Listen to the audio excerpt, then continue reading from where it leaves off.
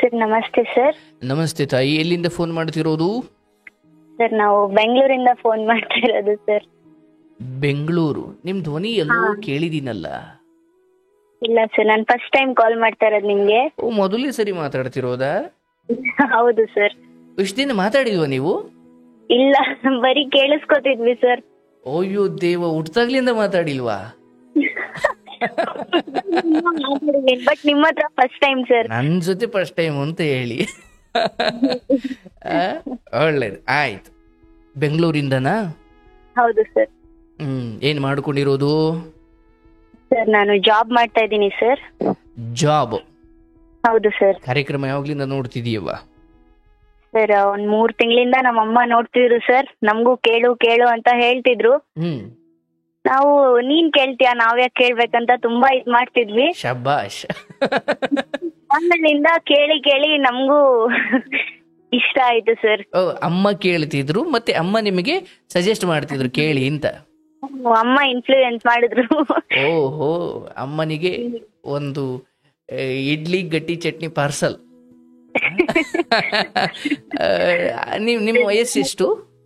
Sir ನನ್ನ ವಯಸ್ಸು 20 sir. ಹಂಗಾರ ನೀವು ಕೇಳಲಿಕ್ಕೆ ಸಾಧ್ಯನೇ ಇಲ್ಲ ಬಿಡಿ. ಕೇಳಿದೀನಿ ಸರ್, ನಮ್ಮಮ್ಮ ಅಷ್ಟು ಫೋರ್ಸ್ ಮಾಡೋರು, ಅದಕ್ಕೆ ಕೇಳಿದೀನಿ. ನೀವು ಫಸ್ಟ್ ಕೇಳಿದ ಕತೆ ಯಾವುದು? ಫಸ್ಟ್ ಕೇಳಿದ ಕತೆ ಅಂದ್ರೆ ನಾನು ರೀಸೆಂಟ್ ಆಗಿ ಕೇಳಿದೆ ಸರ್. ಅಂದ್ರೆ ಫಸ್ಟ್ ಇಂಪ್ರೆಷನ್ ಆಯ್ತು ಅಥವಾ ನಿಧಾನಕ್ಕೆ ಕೇಳ ಒಂದ್ 2-3 ಕತೆ ಕೇಳಿ ಆದ್ಮೇಲೆ ಇಷ್ಟ ಆಯ್ತು? ನಮ್ಮವರು ಫುಲ್ ಜೋರಾಗಿ ಸೌಂಡ್ ಇಟ್ಕೊಂಡು ಕೇಳೋರು ಸರ್. ಓ ಹಂಗೆ. ನಾವು ಕೆಲಸ ಮಾಡ್ತಾ ಮಾಡ್ತಾ ನಾವು ಕೇಳ್ತಾ ಇದ್ವಿ. ಮಧ್ಯ ಮಧ್ಯದಲ್ಲೆಲ್ಲೋ ಇಂಟ್ರೆಸ್ಟಿಂಗ್ ಅನ್ಸಿರುತ್ತೆ, ಕೇಳ್ತಾನೆ ಇರ್ತಿದ್ವಿ. Okay okay okay, that's great. Thank you so much. ಹೇಳುವ, ಏನು ಓದ್ತಾ ಇರೋದೇನು? ಸರ್ ನಾನು PU ಮಾಡಿದ್ದೀನಿ ಸರ್. ಅಂಡ್ ಎಜುಕೇಶನ್ ಬಿಟ್ಟಿದ್ದೀರಿ? ಎಜುಕೇಶನ್ ಮಾಡ್ತಿದ್ದೆ ಸರ್, ಈ ವರ್ಷ ಬಿಟ್ಬಿಟ್ಟೆ. ಯಾಕೆ? Family ರಿಕ್ವೈರ್ಮೆಂಟ್ಗೆ sir. ಸರಿನವ, ಆಯ್ತು. ಎಷ್ಟು ಜನ ಮಕ್ಕಳು? ಸರ್ ನಾನು ನಮ್ಮ ಅಣ್ಣ ಇಬ್ರೆ ಸರ್. ಒಳ್ಳೇದು. ಏನಾದ್ರೂ ಹೇಳೋದಿದೆಯಾ? ಹ್ಞೂ ಸರ್, ತುಂಬಾ ಇದೆ. ಹೇಳವ. ಫಸ್ಟ್ ಟೈಮ್ ಕಾಲ್ ಮಾಡಿದ್ವಿ, ಸಿಕ್ಬಿಡ್ತು, ಶಾಕ್ ಆಯ್ತು. ನಿಜವಾಗ್ಲೂ ಕನೆಕ್ಟ್ ಆಗಿದ್ಯಾ ಅಂತ. ಅಯ್ಯೋ, ಹಾಗೇನಿಲ್ಲ. ನಿಮ್ಮ ಅಮ್ಮನಿಗೆ ನಾನು ಥ್ಯಾಂಕ್ಸ್ ಹೇಳ್ಬೇಕು. ಪಾಪ ಅವರು ಯಾವಾಗ್ಲಿಂದ ಅವ್ರು ಕೇಳ್ತಿರೋದು ಅಂದಾಜು? ಹಾ, ಏನ್ ಸರ್? ಅಂದಾಜು ಅವ್ರು ಯಾವಾಗ್ಲಿಂದ ಕೇಳ್ತಿದ್ದಾರೆ ಅಮ್ಮ? ಅವ್ರೊಂದು ಅದೇ 3 ತಿಂಗಳಿಂದ ಕೇಳ್ತಾ ಇದಾರೆ ಸರ್. ತುಂಬಾ ಸ್ಟೋರೀಸ್ ಕೇಳ್ತಾರೆ. ಅವ್ರ ಸ್ಟೋರಿ ಕೇಳ್ಬಿಟ್ಟು ನಮಗ್ ಶಾರ್ಟ್ ಕಟ್ ಅಲ್ಲಿ ಹೇಳ್ತಾ ಇರ್ತಾರೆ, ನೋಡು ಇಷ್ಟೊಂದ್ ನೀತಿ ಕತೆ ಇದೆ, ಅವ್ರಿಗೆ ಅಷ್ಟೊಂದ್ ಗೊತ್ತು, ಕೇಳು ಕೇಳು ಅಂತ ಹೇಳ್ತಿದ್ರು ಸರ್. ಒಂದಿನ ಅದ್ ಕೇಳ್ಬಿಡು ಇದ್ ಕೇಳ್ಬಿಡು ಅಂತ ತುಂಬಾ ವಿಡಿಯೋ ಶೇರ್ ಮಾಡ್ತಾರೆ ವಾಟ್ಸಪ್ ಅಲ್ಲಿ. ಥ್ಯಾಂಕ್ ಯು ಅಮ್ಮನಿಗೆ ನನ್ನ ಕಡೆಯಿಂದ ಥ್ಯಾಂಕ್ ಯು. ಹೇಳುವ. ಹಾ ಸರ್, ಅದೇ ಸರ್ ನಮ್ ಫ್ಯಾಮಿಲಿ ಬಗ್ಗೆ ಹೇಳ್ಬೇಕು ಸರ್. ಹೇಳ್ತಾಯಿ. ಸರ್ ಚೆನ್ನಾಗಿದ್ದೀರಾ ಸರ್ ನೀವು? ಬಹಳ ಚೆನ್ನಾಗಿದ್ದೀನಿ. ನೀವ್ ಹೇಗಿದ್ದೀರಿ? ನಾವು ಚೆನ್ನಾಗಿದ್ದೀವಿ ಸರ್. ಒಳಗಡೆ ಏನೋ ನೋವಿದೆ, ಹೇಳ್ತಾಯಿ, ಪರವಾಗಿಲ್ಲ. ಸರ್ ಸ್ವಲ್ಪ ಸರಿಯಾಗಿ ಮಾತಾಡಿಲ್ಲ ಅಂದ್ರೆ ತಿಳ್ಕೊಬೇಡಿ. ತೊಂದ್ರೆ ಇಲ್ಲ, ಏನಿಲ್ಲ, ಯಾರು ದಂಡ ಹಾಕಲ್ಲ. ನೀನ್ ಚೆನ್ನಾಗಿ ಮಾತಾಡ್ತೀರಾ, ನಿಮಗ್ ಗೊತ್ತಿಲ್ಲ ಅಷ್ಟೇ. ಹೇಳಿ, ಎಷ್ಟು ಜನ ಮಕ್ಕಳು ನೀವು? ಇಬ್ರಾಳು? ಹೌದು ಸರ್, ನಾನು ನಮ್ಮಮ್ಮ ನಮ್ಮ ಅಣ್ಣ ಇದೀವಿ ಪ್ರೆಸೆಂಟ್ಲಿ. ಬಟ್ ನೀವು ಹೇಳಿ ಕೊಟ್ಟಿರೋ ನಿಮ್ಮನೆ ವಿಚಾರನ? ಹಾ ಸರ್, ನಮ್ಮನೆ ವಿಚಾರನೇ. ಏನಾಯ್ತವ? ಸರ್ ನಾವು ಚಿಕ್ಕೋರಿದ್ವಿ, ಅವಾಗೆಲ್ಲ ಚೆನ್ನಾಗಿದ್ವಿ ಸರ್. ಅಂದ್ರೆ ಫ್ಯಾಮಿಲಿ ಪ್ರಾಬ್ಲಮ್ಸ್ ಇತ್ತು. ಅಂದ್ರೆ ತಂದೆ ಲಾಕ್ಡೌನ್ ಅಲ್ಲಿ ತೀರ್ಕೊಂಡ್ರು ಸರ್ 2020 ಅಲ್ಲಿ. ಅಂದ್ರೆ ಕರೋನಾ ಕಾರಣಕ್ಕ? ಇಲ್ಲ ಸರ್, ಕರೋನಾ ಕಾರಣ ಅಲ್ಲ, ಬೇರೆ ಪರ್ಸನಲ್ ಮಾಡ್ಕೊಂತಿರೋದ್ರು ಸರ್.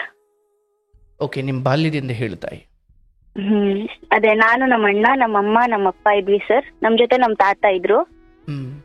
ತಾತ ಸ್ಟ್ರೋಕ್ ಪೇಷಂಟ್. ಇವಾಗ ನಮ್ ತಾತನೂ ತೀರ್ಕೊಂಡಿದ್ದಾರೆ. ಇವಾಗ ಅಪ್ಪ ನಮ್ ತಾತ ಇಬ್ರು ಇಲ್ಲ, ನಾವು 3 ಜನ ಇದೀವಿ ಸರ್. ಊರಲ್ಲಿ ಇದ್ವಿ, ಇವಾಗ ಬ್ಯಾಂಗ್ಳೂರಿಗೆ ಶಿಫ್ಟ್ ಆಗಿದೀವಿ. ಅಂದ್ರೆ ನಿಮ್ದು ಬೆಂಗಳೂರು ಮೂಲ ಅಲ್ಲ, ಬೇರೆ ಕಡೆಯವರು? ಹಾ, ನಮ್ದು Chitradurga district, Hiriyur taluk sir. Okay, ಆಮೇಲೆ ನಿಮ್ ತಂದೆ ತೀರಿ ಹೋದ್ಮೇಲೆ ಇಲ್ಲಿಗೆ ಬಂದಿದ್ದ?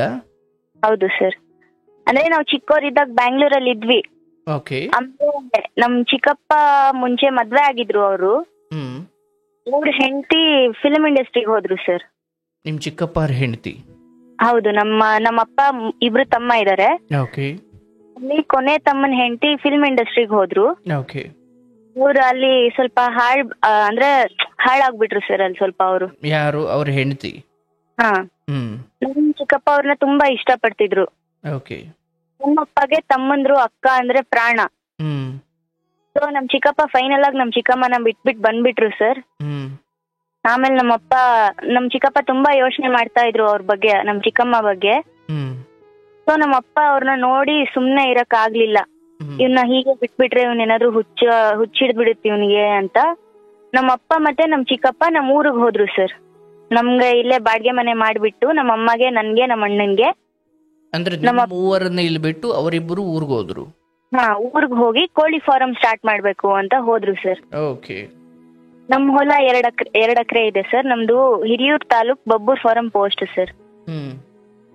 ಬಬ್ಬೂರ್ ಫಾರಂ ಅಲ್ಲಿ 2 ಲೈವ್ ತಾಯಿ ನಿಮ್ಮೂರು ಅದೆಲ್ಲ ಹೇಳ್ಬೇಕಾದ್ರೆ ಅದ್ ನಿಮಗ್ ಬಿಡ್ತೀನವ. Okay okay sir. ಹಾ, 2 ಎಕರೆ ಹೊಲ ಇದೆ ಸರ್. ಆ ಹೊಲದಲ್ಲಿ ನಮ್ಮ ಅಪ್ಪಂಗ್ ಬರೋ ಪಾಲಲ್ಲಿ ಅವರು ಕೋಳಿ ಫಾರಂ ಕಟ್ಸಿದ್ರು ಸರ್. ಓಕೆ. ಅಲ್ಲಿ ನಮ್ಮ ಮನೆ ದೇವ್ರಿದೆ ನಮ್ಮ ಊರಲ್ಲೇ, ರಂಗಪ್ಪ ಅಂತ, ರಂಗನಾಥ್ ಸ್ವಾಮಿ. ಆ ರಂಗನಾಥ್ ಸ್ವಾಮಿ ಅವ್ರಿಗೆ ಕೇಳೇ ನಾವು ಮಾಡಿದ್ವಿ. ದೇವ್ರು ಕೊಟ್ರು, ಮಾಡ್ಬೋದು, ಚೆನ್ನಾಗಿರುತ್ತೆ ಮಾಡಿ ಅಂತ. ಆದ್ರೆ ಅಲ್ಲಿ ನಮಗ್ ಕೋಳಿ ಬಿಡಕ್ ಅವಕಾಶನೇ ಸಿಕ್ಕಿಲ್ಲ. ಅಂದ್ರೆ ನಮ್ಗೆ ಏನೋ ಒಂದ್ ಅಡೆತಡೆ ಆಗೋಗ್ತಿತ್ತು. ಕೋಳಿ ತರೋ ಟೈಮಲ್ಲಿ ದುಡ್ಡಿಲ್ದಿರ ಆಗೋದು, ಯಾರಾದ್ರೂ ಹುಷಾರಿಲ್ದಿರ ಆಗೋದು, ಆತರ ಏನೋ ಒಂದ್ ಆಗ್ಬಿಡ್ತಿತ್ತು. ಕೋಳಿ ಫಾರಮ್ಮೇ ಓಪನ್ ಆಗಿಲ್ಲ. ಸೊ ನಾವು ಹೋಗ್ತಾ ಹೋಗ್ತಾ ನಮ್ಮ ಫ್ಯಾಮಿಲಿ, ನಮ್ಮ ಅಪ್ಪಗೆ ಒಬ್ರು ಅಕ್ಕ ಇದಾರೆ, ಅವ್ರ ಮಗ ನಮ್ಮ ಮಾಮ, ಅವರು ನಮ್ಮ ಅಪ್ಪಗ ಒಂದ್ ಪ್ಲಾನ್ ಕೊಟ್ರು, ಬಿಸ್ನೆಸ್ ಮಾಡಿ ಕುರಿ ತಂದು ಕುರಿ ಹಂಗೆ ಡೆವಲಪ್ ಆಗುತ್ತೆ ಅಂತ. ಕುರಿ ಮರಿ ಹಾಕಿ ನಮ್ಮ ಅಪ್ಪ ಹಾಗೆ ಮಾಡಿದ್ರು. ಬಟ್ ನಮ್ಗೆ ಅದು ಕೈ ಹಿಡಿಲಿಲ್ಲ ಸರ್. ನಮ್ಗೆ ಏನು ಆಗ್ತಾನೆ ಇರ್ಲಿಲ್ಲ. ಅವಾಗೆಲ್ಲ ನಾವು ಚಿಕ್ಕವರು, 5th ಸ್ಟ್ಯಾಂಡರ್ಡ್, ನಾನ್ 5th, ನಮ್ಮ ಅಣ್ಣ 8th. ನಮ್ಮಮ್ಮ ಹೊಲದಲ್ಲೆಲ್ಲ ಕೆಲಸ ಮಾಡ್ಕೊಂಡಿರ್ತಿದ್ರು. ಮುಂಚೆ ಏನ್ ಕೆಲಸ ಮಾಡ್ತಿದ್ರು ನಿಮ್ ತಂದೆ? ಮುಂಚೆ ನಮ್ಮಪ್ಪ ಬಿಸ್ನೆಸ್ ಮಾಡ್ತಿದ್ರು ಸರ್, ಸ್ಪಾಂಜ್ ಬಿಸ್ನೆಸ್ ಮಾಡ್ತಿದ್ರು. ಅದನ್ನ ಯಾಕೆ ಮುಂದುವರಿಸ್ಲಿಲ್ಲ? ನಮ್ಮಪ್ಪದು ತುಂಬಾ ಚಂಚಲ ಮನ್ಸಿತ್ತು ಸರ್. ಅವ್ರ ಹಿಡಿತದಲ್ಲಿ ಇರ್ಲಿಲ್ಲ. ಇವಾಗ ಯಾರಾದ್ರೂ ಬಂದ್ ಏನಾದ್ರು ಈ ತರ ಮಾಡಿದ್ರೆ ಚೆನ್ನಾಗಿರುತ್ತೆ ಅಂದ್ರೆ ಆ ತರ ಮಾಡ್ತಿದ್ರು. ಅಂದ್ರೆ ಯಾವುದನ್ನು ಸ್ವಲ್ಪ ಕನ್ಸಿಸ್ಟೆನ್ಸಿ ಆಗಿ ತುಂಬಾ ದಿನ ಮುಂದುವರಿಸ್ತಿರ್ಲಿಲ್ಲ. ಹಾ, ಹೌದು ಸರ್. ಓಕೆ. ಅಂದ್ರೆ ಲಾಭದ ಆಸೆ. ಹಾ, ಲಾಭದ ಆಸೆ ಅಲ್ಲ, ಹಾಗಂತ ಅಲ್ಲ. ಆಸೆ ಅನ್ನೋದಕ್ಕಿಂತ ಇದಕ್ಕಿಂತ ಅದರಿಂದ ಇನ್ನೂ ಚೆನ್ನಾಗಿ ಸಂಸಾರ ಸಾಗಿಸ್ಬೋದೋ ಏನೋ ಅಂತ. ಹೌದು, ಹಾಗೆ ಸರ್. ಆಮೇಲೆ ಅದೇ ಚಿಕ್ಕಪ್ಪ ಬಂದ್ರು, ಹೀಗೆ ಊರಿಗೆ ಬಂದ್ವಿ. ಆಮೇಲೆ ಆ ಕೋಳಿ ಫಾರಂ ಓಪನ್ ಆಗ್ಲಿಲ್ಲ. ನಮ್ ಚಿಕ್ಕಪ್ಪ ಇನ್ನ ಮಂಕಾಗೆ ಇರೋರು, ಅದಕ್ಕೆ ಅವ್ರಿಗೆ ಇನ್ನೊಂದ್ ಮದ್ವೆ ಮಾಡಿದ್ವಿ ಸರ್. ಆಮೇಲೆ ಅವರಿಬ್ರು ನಡುವೆ ಡೈವರ್ಸ್ ಆಯ್ತಾ? ಹಾ, ಫಸ್ಟ್ನೇ ಹೆಂಡತಿ ಮಧ್ಯೆ ಡೈವರ್ಸ್ ಆಯ್ತು. ಸೆಕೆಂಡ್ ಹೆಂಡತಿಗೆ ಮದ್ವೆ ಮಾಡಿಸಿದಾಗ ಅವ್ರ ಸಂಸಾರ ನಮ್ ಜೊತೆ ಇದ್ರು ಸ್ವಲ್ಪ ದಿನ, ಹೊಲದಲ್ಲೇ ಇದ್ರು. ಆಮೇಲೆ ಅವರು ಬೇರೆ ಕಾರಣ ಅಂತ ಊರಿಗೆ ಶಿಫ್ಟ್ ಆಗೋದ್ರು. ಅವ್ರ ಹೆಂಡತಿ ಪ್ರೆಗ್ನೆಂಟ್ ಆದ್ರು, ಹೊಲದಲ್ಲಿ ಇರಕ್ ಆಗಲ್ಲ ಅಂತ ಊರಿಗೆ ಶಿಫ್ಟ್ ಆಗೋದ್ರು. ನಾವು ಹೊಲಕ್ ಬಂದಿದ್ದೆ ನಮ್ ಚಿಕ್ಕಪ್ಪ ಕಾರಣಕ್ಕೋಸ್ಕರ ಸರ್. ಬಟ್ ಅಲ್ಲಿ ಅವ್ರು ನಮ್ನ ಬಿಟ್ಬಿಟ್ಟು ಊರಿಗೆ ಹೋಗ್ಬಿಟ್ರು. ಅಂದ್ರೆ ಅಲ್ಲಿ ನಡುವೆ ನಿಮ್ ಏನ್ ಮನಸ್ತಾಪ ಬಂತ ಅಥವಾ ಕಾರಣಕ್ಕೆ ಹೋಗಿದ್ದ? ಮನಸ್ತಾಪ ಇಲ್ಲ. ಅದೇ ನಮ್ ಚಿಕ್ಕಮ್ಮ ಪ್ರೆಗ್ನೆಂಟ್ ಆದ್ರಲ್ಲ, ಹೊಲದಲ್ಲೆಲ್ಲ ಇರ್ಬಾರ್ದು, ಗರ್ಭಿಣಿ ಹೆಂಗ್ಸು. ಅದಕ್ಕೆ ಬೇರೆ ಪರ್ಯಾಯ ವ್ಯವಸ್ಥೆ, ಆಕೆ ಮಾತ್ರ ಕಳಿಸಿ ಇವರು ಪ್ರತಿದಿನ ಹೋಗ್ತಾ ಬರ್ತಾ ಇರ್ಬೋದಿತ್ತಲ್ಲ. ಆದ್ರೆ ಅಲ್ಲಿ ಇನ್ನೊಂದು ನಮ್ಮ ಅಪ್ಪಗೆ 2 ತಮ್ಮ ಅನ್ನಲ್ಲ ಸರ್. ನಮ್ ದೊಡ್ಡ ಚಿಕ್ಕಪ್ಪ ಅವರು ಊರಲ್ಲಿದ್ರು.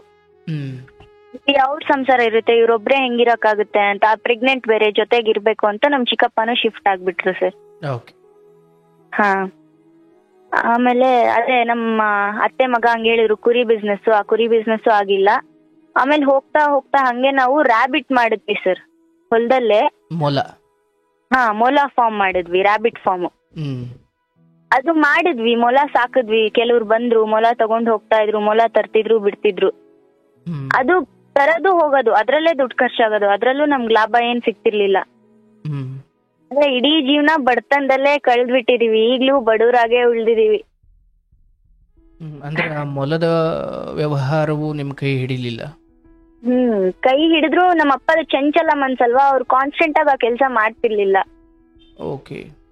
ನಮ್ಮ ಅಪ್ಪಗ್ ಸ್ವಲ್ಪ ಡ್ರಿಂಕಿಂಗ್ ಹ್ಯಾಬಿಟ್ ಇತ್ತು, ಆದ್ರೆ ಜಾಸ್ತಿ ಕುಡಿತಿರ್ಲಿಲ್ಲ, ಅಫಿಷಿಯಲ್ ಆಗಿ ಕುಡಿತಾ ಇದ್ರು. ಅಂದ್ರೆ ಕುಡ್ತಾ ಒಂದೇ ಅಲ್ಲ, ಕುಡ್ತಾ ಈಗ ಒಂದೇ. ನೀವು ವಿಷವನ್ನ ಗ್ರೌಂಡ್ ಫ್ಲೋರ್ ಕುಡಿದ್ರು 3ನೇ ಫ್ಲೋರ್ ಕುಡಿದ್ರು ಅದೇ ಪ್ರಮಾಣ ಅಲ್ಲ. ಹಾ ಹೌದು. ಅಫಿಷಿಯಲ್ ಆದ್ರೆ ನಾನ್ ಅಫಿಷಿಯಲ್ ಆದ್ರೆ ಬಟ್ ವಿಷನೇ. ಹೌದು. ಬಟ್ ಅದು ಮನೆಗೆ ಸ್ವಲ್ಪ ಎಫೆಕ್ಟ್ ಆಗ್ತಿತ್ತು. ಹೌದು, ಆಗ್ತಿತ್ತು, ಎಫೆಕ್ಟ್ ಆಗ್ತಿತ್ತು. ಸರಿ, ಆಯ್ತು. ಅದಾದ್ಮೇಲೆ ಬೆಂಗಳೂರು ಕಡೆ ಬರೋ ನಿರ್ಧಾರ ಯಾವಾಗ ಮಾಡುದ್ರಿ? ಬೆಂಗಳೂರು ನಾವು ನಮ್ಮಪ್ಪ ನಾವು ಲಾಕ್ಡೌನ್ ಇರಿ ಸರ್, ನಾವು ಮೊಲ ತಂದ್ವಾ. ಓಕೆ. ಮೊಲ ತಂದು ಅದ್ರಲ್ಲಿ ಲಾಭ ಸಿಗ್ಲಿಲ್ಲ ನಮಗೆ.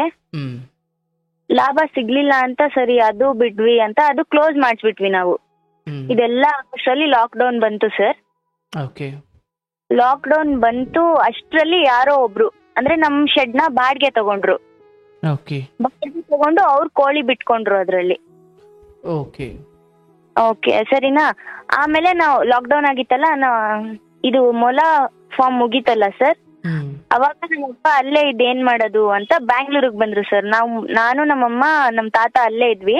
ನಮ್ಮಣ್ಣ ಓದಕ್ಕಂತ ಬ್ಯಾಂಗ್ಳೂರಿಗೆ ಬಂದಿದ್ದ. ನಮ್ಮಪ್ಪ ಕೆಲಸ ಮಾಡಕ್ಕೆ ಅಂತ ಬಂದ್ರು ಬೆಂಗಳೂರಿಗೆ. ಇಲ್ಲಿ RTO ಆಫೀಸ್ ಅಲ್ಲಿ ಡ್ರೈವಿಂಗ್ ಕೆಲ್ಸಕ್ ಬಂದ್ರು ಸರ್. ಓಕೆ. ಇಲ್ಲಿ 15,000 ಸ್ಯಾಲ್ರಿ ಬರ್ತಿತ್ತು ಅವ್ರಿಗೆ. 15 ಸ್ಯಾಲ್ರಿ ಬರ್ತಿತ್ತು. ಅವರು ವೀಕ್ಲಿ ಮನೆಗ್ ಬಂದು ಹೋಗ್ತಿದ್ರು. ನಮ್ಮಪ್ಪ ಅಮ್ಮ ಇಷ್ಟಪಟ್ಟು ಮದ್ವೆ ಆಗಿದ್ದು ಸರ್, ಅದಕ್ಕೆ ಅವ್ರಿಗೆ ಬಿಟ್ಟಿರಕ್ ಆಗ್ತಿರ್ಲಿಲ್ಲ. ವೀಕ್ಲಿ ಬಂದು ಮತ್ತೆ ಏನದು ಮೀಟ್ ಮಾಡಿ ಹೋಗ್ತಾ ಇದ್ರು ನಮ್ಮಪ್ಪ ಅಮ್ಮ. ಹಂಗೆ ಮಾಡ್ತಾ ಇದ್ವಿ. ಆಮೇಲೆ ಲಾಕ್ಡೌನ್ ಬಂತು, ಅವ್ರು ಕೋಳಿ ಬಿಟ್ಕೊಂಡ್ರು. ಲಾಕ್ಡೌನ್ ಆಯ್ತಲ್ಲ ಅಂತ ನಮ್ಮಪ್ಪ ಬ್ಯಾಂಗ್ಳೂರಲ್ಲಿ ಇದ್ದವರು ನಮ್ಮ ಮನೆಗ್ ಬಂದ್ಬಿಟ್ರು. ನಮ್ ಇಡೀ ಚಿತ್ರದುರ್ಗಕ್ಕೆ. ಹಿರಿಯರ್ಗೆ. ನಮ್ ಇಡೀ ಫ್ಯಾಮಿಲಿನೇ ಬಂದ್ಬಿಡ್ತು ಸರ್ ನಮ್ಮ ಮನೆಗೆ. ನಮ್ಮ ಅತ್ತೆ ಅವರು, ನಮ್ಮ ಅತ್ತೆ ಮಕ್ಳು ಎಲ್ಲರೂ. ಲಾಕ್ಡೌನ್ ಆಗಿತ್ತಲ್ಲ, ಇಲ್ಲಿ ಬೆಂಗಳೂರಲ್ಲಿ ಇರೋರೆಲ್ಲ ನಮ್ಮ ಮನೆಗ್ ಬಂದ್ಬಿಟ್ರು, ಊರಲ್ಲಿ ಫ್ರೀ ಆಗಿರ್ಬೋದು ಅಂತ. ಬಂದ್ರು. ಎಲ್ರು ಖುಷಿಯಾಗೇ ಇದ್ವಿ ಸರ್. ನಮ್ಮ ಅಣ್ಣ ಸ್ವಲ್ಪ ಪೋಲಿ ಆಟ ಆಡ್ತಿದ್ದ, ಅಂದ್ರೆ ಮನೆಗ್ ಬರ್ತಿರ್ಲಿಲ್ಲ. ರಾತ್ರಿ ಹೊತ್ತಾದ್ರೂ ಮನೆಗ್ ಬರ್ತಿರ್ಲಿಲ್ಲ. ಒಂದು 10 ಗಂಟೆ ಆದ್ಮೇಲೆ ಮನೆಗ್ ಬರ್ತಿದ್ದ. ಅದು ನಮ್ಮಪ್ಪ ಊರಲ್ಲಿದ್ದಾಗ್ಲೂ ಕೂಡ. ನಮ್ಮಪ್ಪ ಅಮ್ಮಗ್ ಸ್ವಲ್ಪ ಚಿಂತೆ ಆಯ್ತು. ಯಾಕೆ ಹೆದರ್ಕೊಳ್ತಿ? ಧೈರ್ಯವಾಗಿ ಮಾತಾಡು. ಹೆದರ್ಕೋತಿಲ್ಲ ಸರ್. ಮಾತು ಇಲ್ಲಿ ನನ್ಗ ಅದು ಕಟ್ಟಾದಂಗೆ ಕೇಳಿಸೋತಿ. ಧೈರ್ಯವಾಗಿ ಮಾತಾಡಿ, ಏನ್ ತೊಂದ್ರೆ ಇಲ್ಲ. ಈಗ ನೋಡಿ ಧೈರ್ಯವಾಗಿ ಮಾತಾಡ್ತೀನಿ. ಸರಿ. ನಮ್ಮ ಅಣ್ಣ ಸ್ವಲ್ಪ ಚಿಂತೆ ಆಯ್ತು ನಮ್ಮ ಅಪ್ಪ ಅಮ್ಮಗೆ. ಆದ್ರೆ ಆ ಚಿಂತೆ ಏನ್ ಅಷ್ಟೊಂದ್ ಇರ್ಲಿಲ್ಲ ಸರ್ ಅವರಲ್ಲಿ. ಅವರು ಬಿಡು ಸರಿ. ಇದೇನಿದು ನಿಮ್ಮ ಅಣ್ಣಂದು ಕತೆ ಏನಿದು? ಅಂದ್ರೆ ಪೋಲಿ ಅಂದ್ರೆ ರಾತ್ರಿ ಆದ್ರೂ ಬರ್ತಿಲ್ಲ ಅಂದ್ರೆ ತಂದೆದು ತಾಯಿದು ಭಯ ಇರ್ಲಿಲ್ವಾ? ಇಲ್ಲ ಸರ್, ಅವನಿಗೆ ಯಾರ್ದು ಭಯ ಇರ್ಲಿಲ್ಲ. ಅವಂದೇ ದೊಡ್ಡ ತಲೆನೋವು ನಮ್ಮ ಅಮ್ಮಂಗ್ ಇವಾಗ. ಅಪ್ಪ ಬೇರೆ ಇಲ್ಲ, ನಾಡಿದ್ದೆ ಆಟ ಆಗೋಗಿದೆ ಸರ್. ಈಗ್ಲೂ ಕೂಡ? ಹೌದು ಸರ್. ಅಂದ್ರೆ ಅವ್ನ್ ಹೆಂಗೆ ಅಂದ್ರೆ ಅವ್ನ್ ತುಂಬಾ ಒಳ್ಳೆಯವನು ಸರ್. ಬಟ್ ಅವನಿಗೆ ಕೋಪ ಬಂದ್ರೆ ಅವ್ನ್ ಕಂಟ್ರೋಲ್ ಮಾಡ್ಕೊಳಲ್ಲ. ಅವನ್ ಕಂಟ್ರೋಲ್ ಅಲ್ಲಿ ಅವನೇ ಇರಲ್ಲ, ಔಟ್ ಆಫ್ ಮೈಂಡ್ ಆಗೋಗ್ಬಿಡ್ತಾನೆ. ತಲೆ ಕೈ ಕಾಲು ಎಲ್ಲ ಚಚ್ಕೊಂಡ್ ಅವನೇ ನೋವು ಮಾಡ್ತಾನೆ. ಬೇರೆಯವ್ರಿಗೆ ಯಾರು ನೋವು ಮಾಡಲ್ಲ, ಅವನೇ ನೋವು ಮಾಡ್ಕೋತಾನ. ಅವ್ನ್ ನೋವು ಮಾಡ್ಕೊಳ್ಳೋದ್ ನೋಡಿ ನಮಗ್ ನೋವಾಗುತ್ತೆ. ಮೇನ್ ಪಾಯಿಂಟ್ ಇರೋದೇ ಅವಂದು ಸರ್. ನಿಮ್ಗೆ ಸ್ವಲ್ಪ ಡೀಟೇಲ್ ಆಗಿ ಹೇಳ್ಬೇಕು ಅಂತ ನಾನು ಫುಲ್ ಲೈಫ್ ಹಿಸ್ಟ್ರಿನೇ ಹೇಳ್ತಾ ಇದ್ದೀನಿ. ತೊಂದ್ರೆ ಇಲ್ಲ. ಅಲ್ಲಿ ಊರಿನ ವಿಚಾರ ಹೇಳ್ತಿದ್ದೆ, ಅದನ್ನ ಹೇಳವ. ಅದೇ ಅಲ್ಲೆಲ್ಲ ಖುಷಿಯಾಗೇ ಇದ್ವಿ ಸರ್. ಆಮೇಲೆ ನಮ್ಮಪ್ಪ ಹೆಂಗೆ ಅಂದ್ರೆ ಸರ್, ಮುಂಚೆಯಿಂದಾನು ಅವ್ರಿಗೆ ಲೈಫ್ ಮೇಲೆ ಇಂಟ್ರೆಸ್ಟ್ ಇರ್ಲಿಲ್ಲ, ಆಸಕ್ತಿನೇ ಇರ್ಲಿಲ್ಲ ಅವ್ರಿಗೆ. ಏನು ಖುಷಿಯಾಗಿರ್ಬೇಕು ಅಷ್ಟೇ ಅವ್ರದ್ದು ಇದ್ದಿದ್ದು. ಅವರು ಯಾರಿಗೂ ಏನು ಮಾತಾಡ್ಸಿಲ್ಲ ಅವತ್ತು. ಅವ್ರು ತೀರೋಗಿದ್ದಿನ May 15th ಸರ್ ಅವ್ರು ತೀರೋಗಿದ್ದು 2020. ಯಾರು ಏನು ಮಾಡಿಲ್ಲ, ಎಲ್ರ ಜೊತೆ ತುಂಬಾ ನಗ್ನಗ್ತಾ ಮಾತಾಡ್ತಿದ್ರು. ಅವತ್ತು ಕಾಮಿಡಿ ಕಿಲಾಡಿಗಳು ನೋಡ್ಕೊಂಡು ಫೋನಲ್ಲಿ ತುಂಬಾ ನಗ್ತಾ ಇದ್ರು. ನಮ್ ಹೊಲದಲ್ಲಿ ನಾಯಿಗಳಿತ್ತು ಸರ್, ನಾವ್ ಇದ್ದಾಗ ಸಾಕಿದ್ವಲ್ಲ, ಆ ನಾಯಿಗಳು ಹೊಲದಲ್ಲೇ ಇತ್ತು. ನಾಯಿಗಳಿಗೆ ಊಟ ಹಾಕ್ಬಿಟ್ಟು ಬರ್ತೀನಿ ಅಂತ ಹೋದ್ರು ಸರ್ ಹೊಲಕ್ಕೆ. ನಾನು ಅವತ್ತು ಊಟ ತಿನ್ಕೊಂಡು ಹೋಗಪ್ಪ ನೀನು ಅಂತ ತುಂಬಾ ಫೋರ್ಸ್ ಮಾಡಿದೆ ಅವ್ರಿಗೆ. ಇಲ್ಲ ನನಗ್ ಬೇಡ ಅಂತ ನನ್ ಮೇಲೆ ರೇಗಾಡ್ಬಿಟ್ಟು ಹೋಗ್ಬಿಟ್ರು. ನಮ್ಮಮ್ಮ ಮಲ್ಗಿದ್ರು ಆ ಟೈಮಲ್ಲಿ, ಮಧ್ಯಾಹ್ನ ಮಲ್ಗಿದ್ರು. ಅಣ್ಣನೂ ಅವತ್ತು ಮನೇಲೆ ಇದ್ದ, ನಮ್ಮಣ್ಣ ಟಿವಿ ನೋಡ್ತಿದ್ದ, ನಾನು ಹೊರಗೆ ಓಡಾಡ್ಕೊಂಡಿದ್ದೆ. ಆಮೇಲೆ ನಮ್ಮಪ್ಪ ಹೋಗಿದ್ದಾರೆ. ಅವ್ರು ಹೋಗಿದ್ದು ನಮಗೆ ಯಾರಿಗೂ ಕಾಣಿಸಿಲ್ಲ, ನಾವ್ ಯಾರು ನೋಟಿಸೇ ಮಾಡಿಲ್ಲ. ಅಂದ್ರೆ ನಮ್ ಫ್ಯಾಮಿಲಿಲಿ ಅವ್ರು ಇದ್ರೇನೆ ಒಂದ್ ಕಡೆ, ಅವ್ರ ಕಡೆ ಎಲ್ರಿಗೂ ಗಮನ ಮರ್ತೋಗಿದೆ. ಅವತ್ತು ನಮ್ಮ ಚಿಕ್ಕಮ್ಮ ಬರ್ಡೇ ಬೇರೆ ಇತ್ತು. ಅಂದ್ರೆ ಲಾಕ್ಡೌನ್ ಟೈಮಲ್ಲಿ ಎಲ್ಲ ಮನೇಲೇ ಇದ್ರಲ್ಲ ಆ ಟೈಮಲ್ಲ, ಅಂದ್ರೆ ಎಲ್ಲರೂ ಬಂದು ಅಲ್ಲೇ ಇದ್ರಲ್ಲ.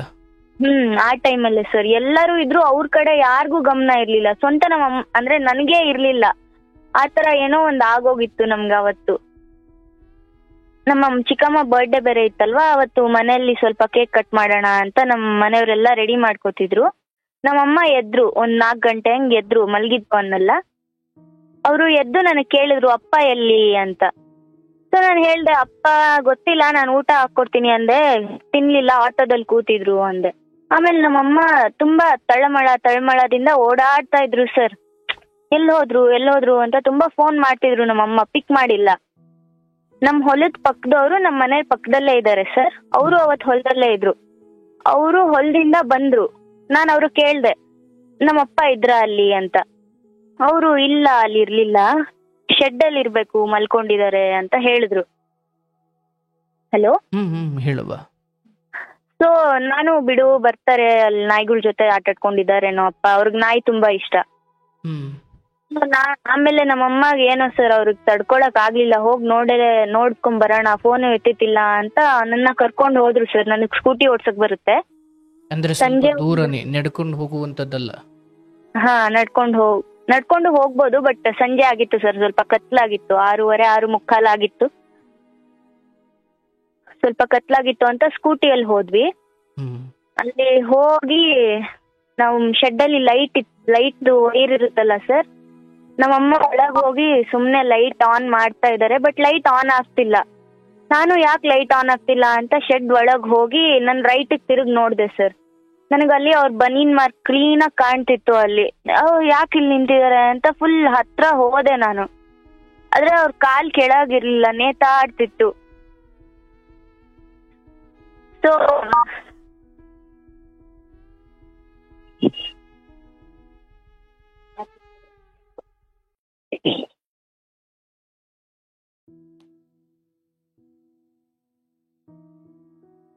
ಹಂಗೆ ಸರ್ ಅಷ್ಟಾಯ್ತು. ಆಮೇಲೆ ನಾವು ಎಲ್ಲ ಫ್ಯಾಮಿಲಿ ಅವ್ರಿಗೆಲ್ಲ ಕರೆದ್ವಿ.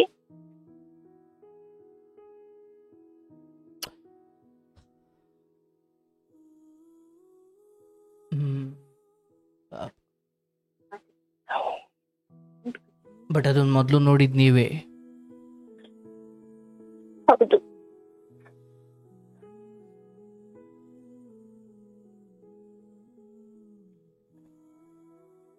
ಆಮೇಲೆ ಎಲ್ಲ ಆಯ್ತು ಸರ್, ಕಾರ್ಯ ಎಲ್ಲ. ಅಳ್ಬೇಡ ತಾಯಿ.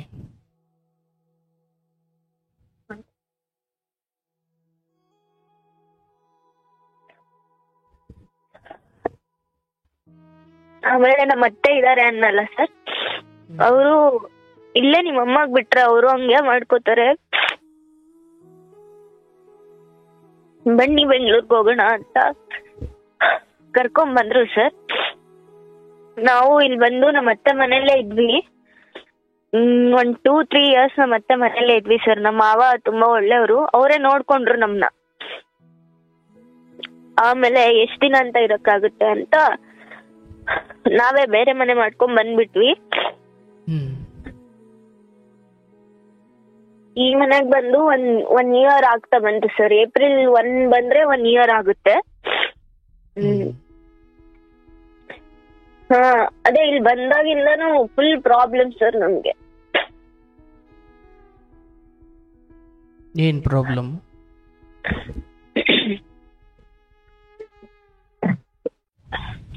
ನಮ್ಮಮ್ಮ ಗಾರ್ಮೆಂಟ್ಸ್ಗೆ ಹೋಗ್ತಿದ್ರು ಸರ್, ಅಲ್ಲಿ ನಮ್ಮ ಅತ್ತೆ ಮನೇಲಿ ಇದ್ದಾಗ. ನಮ್ಮಣ್ಣ ಒಂದು ಡಿಪ್ಲೊಮಾ ಮುಗ್ದಿತ್ತು, ಅವನು ಕೆಲ್ಸಕ್ಕೆ ಹೋಗ್ತಿದ್ದ. ಆಮೇಲೆ ಆಲ್ ಆಫ್ ಎ ಸಡನ್ ಏನೋ ಆಯ್ತು, ಅವ್ನ್ ಕೆಲ್ಸ ಬಿಟ್ಟ. ಅವನು ಹೇಳ್ದ ನಾವು ಹೋಟ್ಲು ಮಾಡೋಣ ಅಮ್ಮ ಅಂತ ನಮ್ಮಮ್ಮಗೆ ಹೇಳ್ದ. ಸೊ ನಮ್ಮಮ್ಮ ಸರಿ ನನ್ ಮಗ ಇವಾಗಾದ್ರೂ ಸೆಟ್ಲ್ ಆಗೋ ಪಾಯಿಂಟ್ ಬಂದಿದ್ದಾನೆ, ಸೆಟ್ಲ್ ಆಗ್ಲಿ ಇವನು, ನಾನು ಸಪೋರ್ಟ್ ಮಾಡ್ತೀನಿ ಅಂತ ನಮ್ಮಮ್ಮ ಅವನ ಜೊತೆ ಸರಿ ಅಂತ ಅವ್ರ ಕೆಲ್ಸ ಬಿಟ್ಬಿಟ್ಟು ನಮ್ಮ ಅಣ್ಣನ ಜೊತೆ ಬಂದ್ರು ಸರ್. ಸರಿ ನಡಿ ಹೋಟ್ಲು ಮಾಡೋಣ ಅಂತ ಒಂದ್ ಓಮಿನಿ ತಗೊಂಡ್ವಿ ಸರ್. ಓಮಿನಿಯಲ್ಲೇ ಪಡ್ಡು ಬಿಸ್ನೆಸ್ ಮಾಡ್ತಿದ್ವಿ. ಓಮಿನಿ ತಗೊಂಡು ಪಡ್ಡು ಆಹಾರ ಅಂದ್ರೆ ಅದನ್ನ ನೀವು ಹೋಟ್ಲಲ್ಲಿ ನೀವು ಅದನ್ನ ಮಾಡೋದು? ಎಲ್ಲ ಐಟಮ್ಸ್ ಎಲ್ಲ ಮನೇಲಿ ರೆಡಿ ಮಾಡ್ಕೊಂಡು ಹೋಗಿ ಅಲ್ಲಿ ಪಡ್ಡು ಮಾತ್ರ ಹಾಕಿ ಕೊಡ್ತಾ ಇದ್ವಿ ಸರ್. ಅಂದ್ರೆ ನೀವು ಮೂವರು ಸೇರ್ ಮಾಡ್ತಾ ಇದ್ದಿದ್ದ? ಹೌದು. ಒಂದು 3-4 ತಿಂಗಳು ಮಾಡಿದೆ. ಆಮೇಲೆ ನಂಗೆ ಕಾಲೇಜ್ ಸ್ಟಾರ್ಟ್ ಆಯ್ತಂತ ಕಾಲೇಜ್ ಬಂದೆ. ನಮ್ಮ ಅಣ್ಣ ನಮ್ಮ ಅಮ್ಮನೇ ಜಾಸ್ತಿ ಎಫರ್ಟ್ಸ್ ಹಾಕಿರೋದಲ್ಲ. ನಮ್ಮಮ್ಮ ಅವ್ರ ಹೋಟ್ಲು ಮಾಡ್ತಿದ್ರು. ಆ ಹೋಟ್ಲಿಗೆ ನಮ್ಮ ಅಣ್ಣ ಕರೆಕ್ಟ್ ಆಗಿ 1 ತಿಂಗಳು ಅಷ್ಟೇ ಸರ್ ಅವ್ನ ಇಂಟ್ರೆಸ್ಟ್ ತೋರ್ಸಿದ್ದು. 1 ತಿಂಗಳು ಆದ ತಕ್ಷಣ ಅವ್ನ ಇಂಟ್ರೆಸ್ಟೇ ಕಳ್ಕೊಬಿಟ್ಟ. ನಮ್ಮಮ್ಮ ಬೆಳಿಗ್ಗೆ 5 ಗಂಟೆಗೆ ಎದ್ದು ಎಲ್ಲಾ ರೆಡಿ ಮಾಡ್ಕೋತಿದ್ರು. ಅವನು ಏನು ಮಾಡ್ತಿರ್ಲಿಲ್ಲ, ಸುಮ್ನೆ ಮಲ್ಗಿರ್ತಿದ್ದ. ಎದ್ದೇಳ್ತೀನಿ ಅಂತ. ಆಮೇಲೆ ಬೆಳಿಗ್ಗೆ ಎದ್ದೇಳ ಅವನು 6 o'clock 7 o'clock ಎದ್ದೇಳ್ತಿದ್ದು. ಹೋಟ್ಲು ಮಾಡೋರು ಇರ್ಬೇಕಾಗಿರೋದೇ 5 ಗಂಟೆಗೆ ಆ ಜಾಗದಲ್ಲಿ, ಅವಾಗ್ಲೇ ಬಿಸ್ನೆಸ್ ಆಗೋದು. ಬಟ್ ಅವ್ನು ಎದ್ದೇಳ್ತಿದ್ದೆ 7 ಗಂಟೆಗೆ. ಸೊ ನಮ್ಮಮ್ಮ ತುಂಬಾ ಬೇಜಾರಾಯ್ತು. ಆದ್ರೂ ನಮ್ಮಮ್ಮ ಬಿಡು ಮಾಡೋಣ ಅಂತ ಮಾಡ್ತಿದ್ರು. ಅವನು 6 ತಿಂಗಳು ಮಾಡಿದ್ವಿ ಸರ್. ಆ 6 ತಿಂಗಳಲ್ಲಿ ಅವನು ಆ ಹೋಟ್ಲು ಮಾಡಕ್ಕೆ ಅವನೇ ಐಡಿಯಾ ಕೊಟ್ಟಿದ್ದು. ಅವನು ಜೀವನದಲ್ಲಿ ಸೆಟಲ್ ಆಗ್ತಾನೆ ಅಂತ ಅವನಿಗೆ ಸಪೋರ್ಟ್ ಮಾಡಕ್ ಹೋದ್ವಿ. ಅವ್ನ್ ಬೆಳಿಗ್ಗೆ 5 ಗಂಟೆಗೆ ಎದ್ದೇಳಿಲ್ಲ. ಓಕೆ, ಅವ್ನ್ ಎದ್ದಾದ್ಮೇಲೆ ಅವ್ನ್ ಚೆನ್ನಾಗಿರ್ತಿರ್ಲಿಲ್ಲ ಸರ್. ನಮ್ಮ ಹತ್ರ ತುಂಬಾ ರೂಢಾಗಿ ಮಾತಾಡ್ತಿದ್ದ. ನೀವ್ ನನಗೆ ಎದ್ದೇಳ್ಸೋ ರೀತಿ ಸರಿ ಇಲ್ಲ, ನೀವ್ ನನಗ್ ತುಂಬಾ ಅದ್ ಮಾಡ್ತೀರಾ. ತುಂಬಾ ಅವನು ದಿನಾ ಜಗಳ ಆಡ್ತಿದ್ದ ಸರ್. ಬೆಳಿಗ್ಗೆ ಎದ್ದ ತಕ್ಷಣ ಜಗಳ. ನಮ್ಮಮ್ಮ ಅವನ ನಡುವೆ ಬರೀ ಜಗಳ. ಸಾಕಾಗೋಗಿತ್ತು ಅವ್ರನ್ನ ನೋಡಿ. ಇವಾಗ್ಲೂ ಅಷ್ಟೇ, ಅವ್ರ ಮಾತಾಡೋ ಕಾಲನೇ ಮುಗ್ದೋಗಿದೆ. ಬರೀ ಜಗಳಾನೇ ಆಡ್ತಿರ್ತಾರೆ.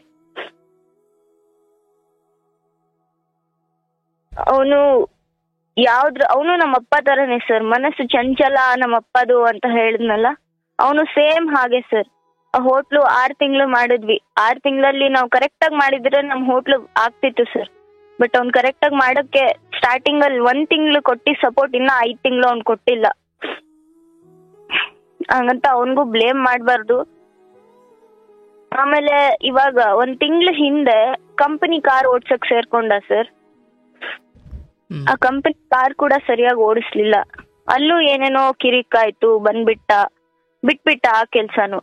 ಇವಾಗ ಪ್ರೆಸೆಂಟ್ಲಿ ಫ್ಲಿಪ್ಕಾರ್ಟ್ ಅಲ್ಲಿ ಡೆಲಿವರಿಗೆ ಹೋಗ್ತಾ ಇದ್ದಾನೆ ಸರ್, ಡೆಲಿವರಿ ಬಾಯ್ಗೆ. ಅವನು ಏನ್ ಆಗ್ತಾನೆ ಅನ್ನೋದು ನಮಗ್ ಗೊತ್ತಾಗ್ತಿಲ್ಲ ಸರ್. ಅವನೊಬ್ಬ ಚೆನ್ನಾಗಿದ್ರೆ ನಮ್ಮಮ್ಮ ಚೆನ್ನಾಗಿರ್ತಾರೆ ಸರ್. ಅದಷ್ಟೇ ನನಗ್ ಬೇಕಾಗಿರೋದು.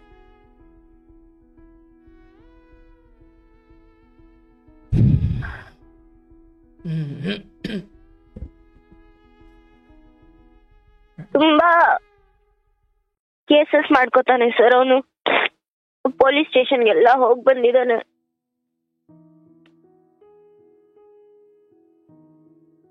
ಬಾರಿ ಗಲಾಟೆ ಎಲ್ಲ ಮಾಡ್ಕೋತಿರ್ತಾರೆ.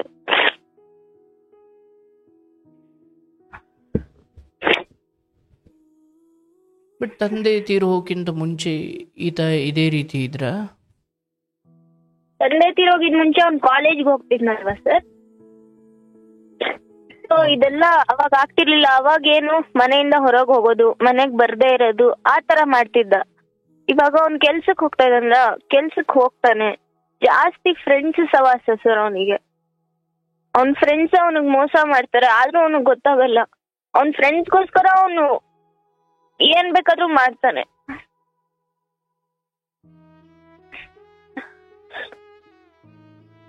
ಅಂದ್ರೆ ಮನೆಗ್ ಮಾರಿ ಊರಿಗೆ ಉಪಕಾರಿ. ಹಾ, ಸೇಮ್ ಇದು ಅವನಿಗೆ ಮಾಡ್ಸಿರೋ ತರ ಇದೆ. ಮನೆಗ್ ಮಾರಿ ಊರ್ಗ್ ಉಪಕಾರಿ. ಅಂದ್ರೆ ತಾಯಿ ಜೊತೆ ಭಾವನಾತ್ಮಕವಾಗಿ ಅಯ್ಯೋ ನನ್ನ ತಾಯಿಗೆ ನೋಯಿಸ್ಬಾರ್ದಪ್ಪ ಅನ್ನೋ ಒಂದು ಭಾವನಾತ್ಮಕವಾದ ನಂಟಿಲ್ವಾ? ನಂಟಿದೆ ಸರ್. ಆ ನಂಟ್ ಅವನಿಗೆ ಕಿರ್ಚಾಡ್ಬಿಡ್ತಾನೆ, ಕೂಗಾಡ್ಬಿಡ್ತಾನೆ, ಅವನಿಗವನೇ ಹೊಡ್ಕೊಬಿಡ್ತಾನೆ. ಅದೆಲ್ಲ ಆದ್ಮೇಲೆ ಇವಾಗ ರಾತ್ರಿ ಹಂಗ್ ಕೂಗಾಡಿದ್ರೆ ಬೆಳಿಗ್ಗೆ ಎದ್ದು ಅಮ್ಮ ಸಾರಿ ಅಮ್ಮ ಅಂತಾನೆ. ಬೆಳಿಗ್ಗೆ ಕೂಗಾಡಿದ್ರೆ ಸಂಜೆ ಅಮ್ಮ ಸಾರಿ ಅಮ್ಮ ಅಂತಾನೆ. ಅದೇ ತುಂಬಾ ಒಳ್ಳೆಯವನವನು. ಆದ್ರೆ ಈಗ ದುಡಿಯೋದನ್ನ ಮನೆಗ್ ತಂದು ಕೊಡ್ತಾರ? ಹಾ, ಕೊಡ್ತಾನೆ ಸರ್. ಎಲ್ಲ ಮನೆಗೆ ಕೊಡ್ತಾನ. ಅವ್ನ್ ಖರ್ಚಿಗೆ ಅಂತ ಏನು ಪ್ರಾಬ್ಲಮ್ ಇಲ್ಲ. ಅವ್ನ್ ಕೋಪ ಮಾಡ್ತಾನೆ. ಹೊರಗೋದ್ರೆ ಏನಾದ್ರೂ ಒಂದ್ ಕಿರಿಕ್ ಮಾಡ್ಕೋತಿರ್ತಾನೆ. ಇಷ್ಟ ದಿನದಲ್ಲಿ ಅವನಾಗ್ಲೇ 2 ಸಲ ಪೊಲೀಸ್ ಸ್ಟೇಷನ್ಗೆ ಹೋಗಿ ಬಂದ್ಬಿಟ್ಟಿದ್ದಾನೆ ಸರ್. ಯಾವ ವಿಚಾರದಲ್ಲಿ? ಫ್ರೆಂಡ್ ವಿಚಾರವಾಗಿ. ಏನ್ ವಿಚಾರ? ಫ್ರೆಂಡ್ಸ್ ಅಲ್ಲಿ ಗಲಾಟೆ ನಡೆಯುತ್ತಲ್ಲ ಸರ್, ಹ್ಮ್. ಆ ವಿಚಾರವಾಗಿ. ಅದೆಲ್ಲದಕ್ಕಿಂತ ಡೇಂಜರ್ ಕಣವ. ಅದೆಲ್ಲದಕ್ಕಿಂತ ಡೇಂಜರ್ ತಾಯಿ ಅದು. ಹೌದು ಸರ್, ಅವನಿಗೆ ಎಷ್ಟ್ ಹೇಳಿದ್ರು ಅದ್ ಅರ್ಥ ಆಗ್ತಿಲ್ಲ ಸರ್. ನಮ್ಮಮ್ಮ ಅವನ್ಗೋಸ್ಕರ ದೇವ್ರು ದಿಂಡ್ರು ಅಂತ ತಿರ್ಗಾಡ್ತಿರ್ತಾರೆ. ಅವ್ರು ಮಾಡ್ದಿರೋ ಪೂಜೆನೇ ಇಲ್ಲ ಅನ್ಸ್ಬಿಡುತ್ತೆ ನನಗಂತೂ. ನೀನ್ ಅವನ್ಗೋಸ್ಕರ ಅಷ್ಟ್ ಮಾಡ್ತೀಯ, ನನ್ಗೋಸ್ಕರ ಮಾಡಲ್ಲ ಅಂತ ಜಗಳ ಆಡ್ತಿರ್ತೀನಿ ನಾನು. ಈಗ ನೀವು ದುಡಿಯೋಕ್ ಹೋಗ್ತೀರಾ? ಸರ್, ನಾನು ಇವಾಗ 1 month ಇಂದ ಹೋಗ್ತಾ ಇದ್ದೀನಿ ಸರ್. ಅಂದ್ರೆ ಮನೆಯ ಆರ್ಥಿಕ ಸ್ಥಿತಿಯ ಬಗ್ಗೆ ನಿಮಗೆ ಸಮಾಧಾನ ಇದೆಯಾ? ಅಂದ್ರೆ ನಿಮ್ಮ ದುಡಿಮೆ, ಅಣ್ಣನ ದುಡಿಮೆ, ಏನೋ ಭಗವಂತ ಇಷ್ಟಾದ್ರೂ ಕೊಟ್ಟಿದ್ದಾನೆ ಅನ್ನೋದ್ರ ಬಗ್ಗೆ ಇದೆಯಾ? ಅಥವಾ ಇನ್ನು ಅದೇ ಬಡತನ ಅಂತ ಒಂದು ಮಾತು ಬಂತು ನಿಮ್ಮಿಂದ, ಅಂದ್ರೆ ಏನರ್ಥ ಅದು? ಅದೇ ಸರ್, ನಮಗೆ ಇವಾಗ ಊಟ ತಿಂತೀವಿ ಸರ್. ಊಟ ತಿಂತೀವಿ, ಸ್ವಲ್ಪ ನೆಮ್ಮದಿಯಾಗಿದೀವಿ. ನೆಮ್ಮದಿಯಾಗಿಲ್ಲ ಸರ್ ನಾವು ಆಕ್ಚುಲಿ, ನಿಜ ಹೇಳ್ಬೇಕಂದ್ರೆ. ನೆಮ್ಮದಿಯಾಗಿ ಇಲ್ಲೇ ಇರೋದಕ್ಕೆ ಹಣದ ಅರಿವು ಅಥವಾ ಹಣ ಅಷ್ಟು ಇಲ್ಲ ಅಂತಲೋ, ಅಥವಾ ಮನೇಲಿ ಈ ಹಣ್ಣನ ವಿಚಾರದಲ್ಲಿ ಅಂತಲೋ? ನಾವು ಒಂದ್ ಮನೆ ಕಟ್ಟಿಸ್ಬೇಕು ಸರ್. ಮನೆ ಇಲ್ಲ ನಮಗ್, ಮೇನ್ ಆಗಿ ಆ ಮನೆ ಇಲ್ಲ ಅನ್ನೋ ಕೊರಗೆ ಜಾಸ್ತಿ ಸರ್ ನಮ್ಗೆ. ಊರಲ್ಲಿ ನಿಮ್ದೇ ಅಂತ ಸ್ವಂತ ಏನೂ ಇಲ್ವಾ? ಊರಲ್ಲಿ ಸ್ವಂತ ಜಾಗ ಇದೆ ಸರ್, ಆ ಜಾಗದಲ್ಲಿ ಮನೆ ಕಟ್ಟಿಸ್ಬೇಕು ನಾವು. ನಮ್ ತಾತ ಮಾಡಿರೋ ಜಾಗ ಇದೆ, ಆ ಜಾಗದಲ್ಲಿ ಮನೆ ಕಟ್ಟಿಸ್ಬೇಕು.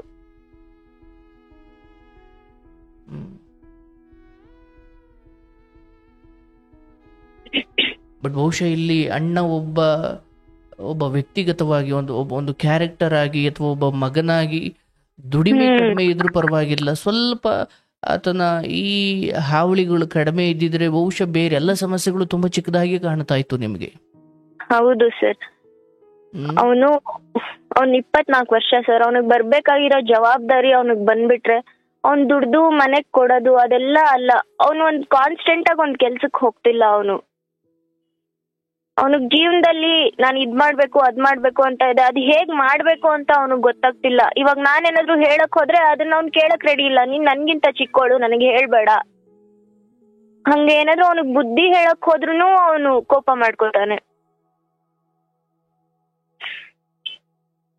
ಬಟ್ ತಾಯಿ ಮಗನ ಬದಲಾವಣೆಗೋಸ್ಕರ ಕಾಯ್ತಿದ್ದಾರೋ ಅಥವಾ ಅವರು ಕೈ ಬಿಟ್ಟಂತೆ ಇದು ಹಾಕದೇ ಇರೋದಲ್ಲ ಅನ್ನೋ ಭಾವನೆಗೆ ಬಂದಿದ್ದಾರೋ?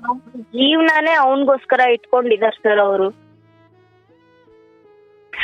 ಅದು ಅವನು ಬದಲಾಗಿ ಅವನು ಸ್ವಲ್ಪ ಒಂದು ಕೆಲ್ಸಕ್ಕೆ ಹೋಗಿ ಚೆನ್ನಾಗಿದ್ರೆ. ದೊಡ್ಡಪ್ಪದಿರಿ ಯಾರ ಮಾತು ಅವ್ರು ಕೇಳಲ್ವಾ? ಇಲ್ಲ ಸರ್, ಅವ್ನು ಯಾರ ಮಾತು ಕೇಳಲ್ಲ ಸರ್.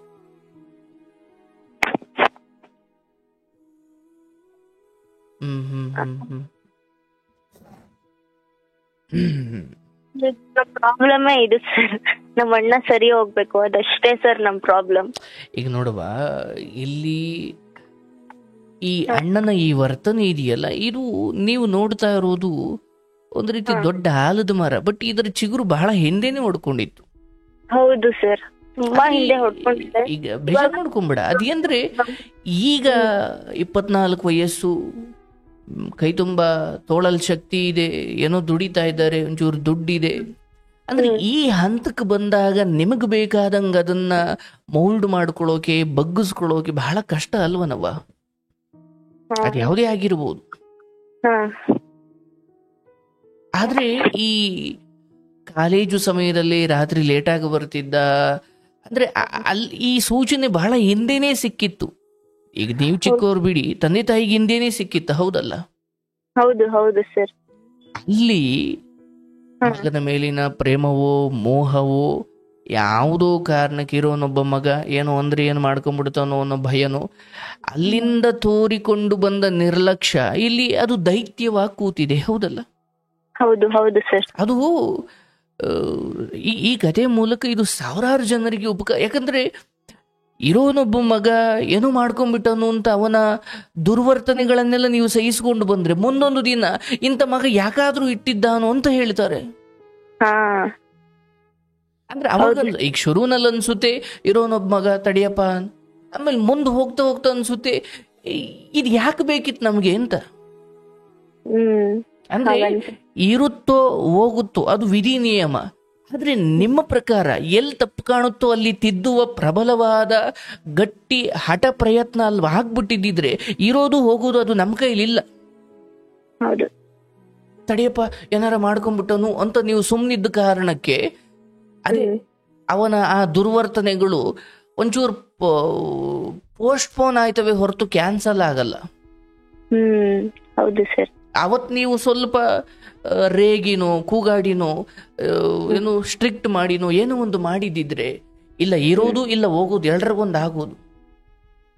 ಇದು ಇವತ್ತು ಮಾಡ್ತಾ ಇರೋದು ತುಂಬಾ, ಯಾಕಂದ್ರೆ 10ನೇ ಕ್ಲಾಸಲ್ಲಿ 9ನೇ ಕ್ಲಾಸಲ್ಲಿ ಹೋಮ್ ವರ್ಕ್ ಎಲ್ಲ ಕಾಪಿ ಚೀಟಿ ಹೊಡೆದು ಸಿಗಾಕೊಂಡ ಎಲ್ರ ಮುಂದೆ ಅವಮಾನ ಆಯ್ತು ಅಂತ ಬಿಲ್ಡಿಂಗ್ ಮೇಲಿಂದ ಬಿದ್ದು ಸಾಯ್ತಾ ಇರೋ ಜನರೇಷನ್ ಅಲ್ಲಿ ನಾವಿದ್ದೀವಿ.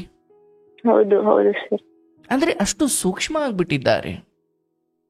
ಅಂದ್ರೆ ನಿಮ್ಮ ತಾಯಿ ಇವತ್ತು ನೋಡ್ತಾ ಇರೋ ಈ ಹಣ್ಣು ಇದೆಯಲ್ಲ, ಈ ಫಲ ಇದೆಯಲ್ಲ, ಇದರ ಬಿತ್ತನೆ ಬಹಳ ವರ್ಷಗಳ ಹಿಂದೆ ಆಗಿರೋದು. ಹೌದು ಸರ್. ಇವರು ಉದ್ದೇಶಪೂರ್ವಕವಾಗಿ ಹಾಕಿಲ್ಲದೆ ಇರಬಹುದು. ಈಗ ನಾವು ಹೊಲದಲ್ಲಿ ಜಾಲಿ ಮುಳ್ಳು, ಆ ಗಿಡ ಬೇಡದೆ ಇರೋ ಕಳೆಗಳೆಲ್ಲ ಇದ್ದಾವಲ್ಲ, ಅದೇನು ನಾವು ಬಿತ್ತನೆ ಮಾಡಿದ್ವೋ ಇಲ್ಲ, ಅದೇನು ಹಕ್ಕಿಗಳು ಉದುರಿಸೋದ್ವೋ ಏನೋ ಆ ಭೂಮಿಲಿ ಕಳೆಗಳು ಹುಟ್ಟುದೋ, ಬಟ್ ಅದು ಚಿಕ್ಕದ್ರಲ್ಲೇ ಕಿತ್ತಾಗೋದು ನಮ್ಮ ಬುದ್ಧಿವಂತಿಕೆಗೆ ಬಿಟ್ಟಿದ್ದಲ್ವಾ. ಹೌದು ಸರ್. ಅಯ್ಯೋ ನಾವು ಹಾಕಿಲ್ಲ ಬಿಡಪ್ಪ ಅಂತ ಸುಮ್ಮನೆ ಆದ್ರೆ ಆ ಬೇಲಿಗಳು ದೊಡ್ಡದಾಗಿ ಬೆಳ್ಕೊಳ್ತವೆ. ನಾವು ಹಾಕಿಲ್ದೇ ಇರಬಹುದು, ಬೇರೆ ಯಾರೋ ಹಾಕಿರ್ಬೋದು, ಬೇಲಿನೇ ಅದು ಮುಂದೆ ದೊಡ್ಡದಾಗಿ ತೊಂದರೆ ಕೊಡುತ್ತೆ ಮುಳ್ಳಿನ ಗಿಡ ಅನ್ನೋದಾದ್ರೆ ಅದನ್ನ ಚಿಕ್ಕ ವಯಸ್ಸಲ್ಲಿ ಕಿತ್ತಾಕೋದು ನಮಗೆ ಬುದ್ಧಿವಂತಿಕೆ ಬರಬೇಕು. ಅಂಡ್ ಇದು ನೋಡುವ, ಅಣ್ಣನ ವಿಚಾರ ನಾನು ಹೇಳ್ತೀನಿ, ಆದ್ರೆ ನೀನು ಮುಂದೆ ಒಂದು ಹೆಣ್ಣಾಗಿ, ಒಂದು ಮನೆ ಹೆಂಡತಿಯಾಗಿ, ಒಂದು ಮನೆ ಸೊಸೆಯಾಗಿ, ಒಂದು ತಾಯಿಯಾಗಿ, ಅಂದ್ರೆ ನಿನ್ನ ಬದುಕು ಮುಂದೆ ತುಂಬಾ ದೀರ್ಘವಾಗಿ ಹೋಗುವುದಿದೆ. ಅಲ್ಲಿ ಇದೆಲ್ಲ ಒಂದು ಪಾಠ. ಅದು ಗಂಡ ಆಗಲಿ ಮಕ್ಕಳಾಗ್ಲಿ ಯಾರೇ ಆಗಲಿ, ಅಲ್ಲೇನೋ ಹೊಲಸು, ಅಲ್ಲೇನೋ ಕೆಟ್ಟತನ ಶುರು ಆಗ್ತಿದೆ ಎಂದಾಗ್ಲಿ ಅದ್ರ ವಿರುದ್ಧ ಧ್ವನಿ ಎತ್ತಿಬಿಡ್ಬೇಕು.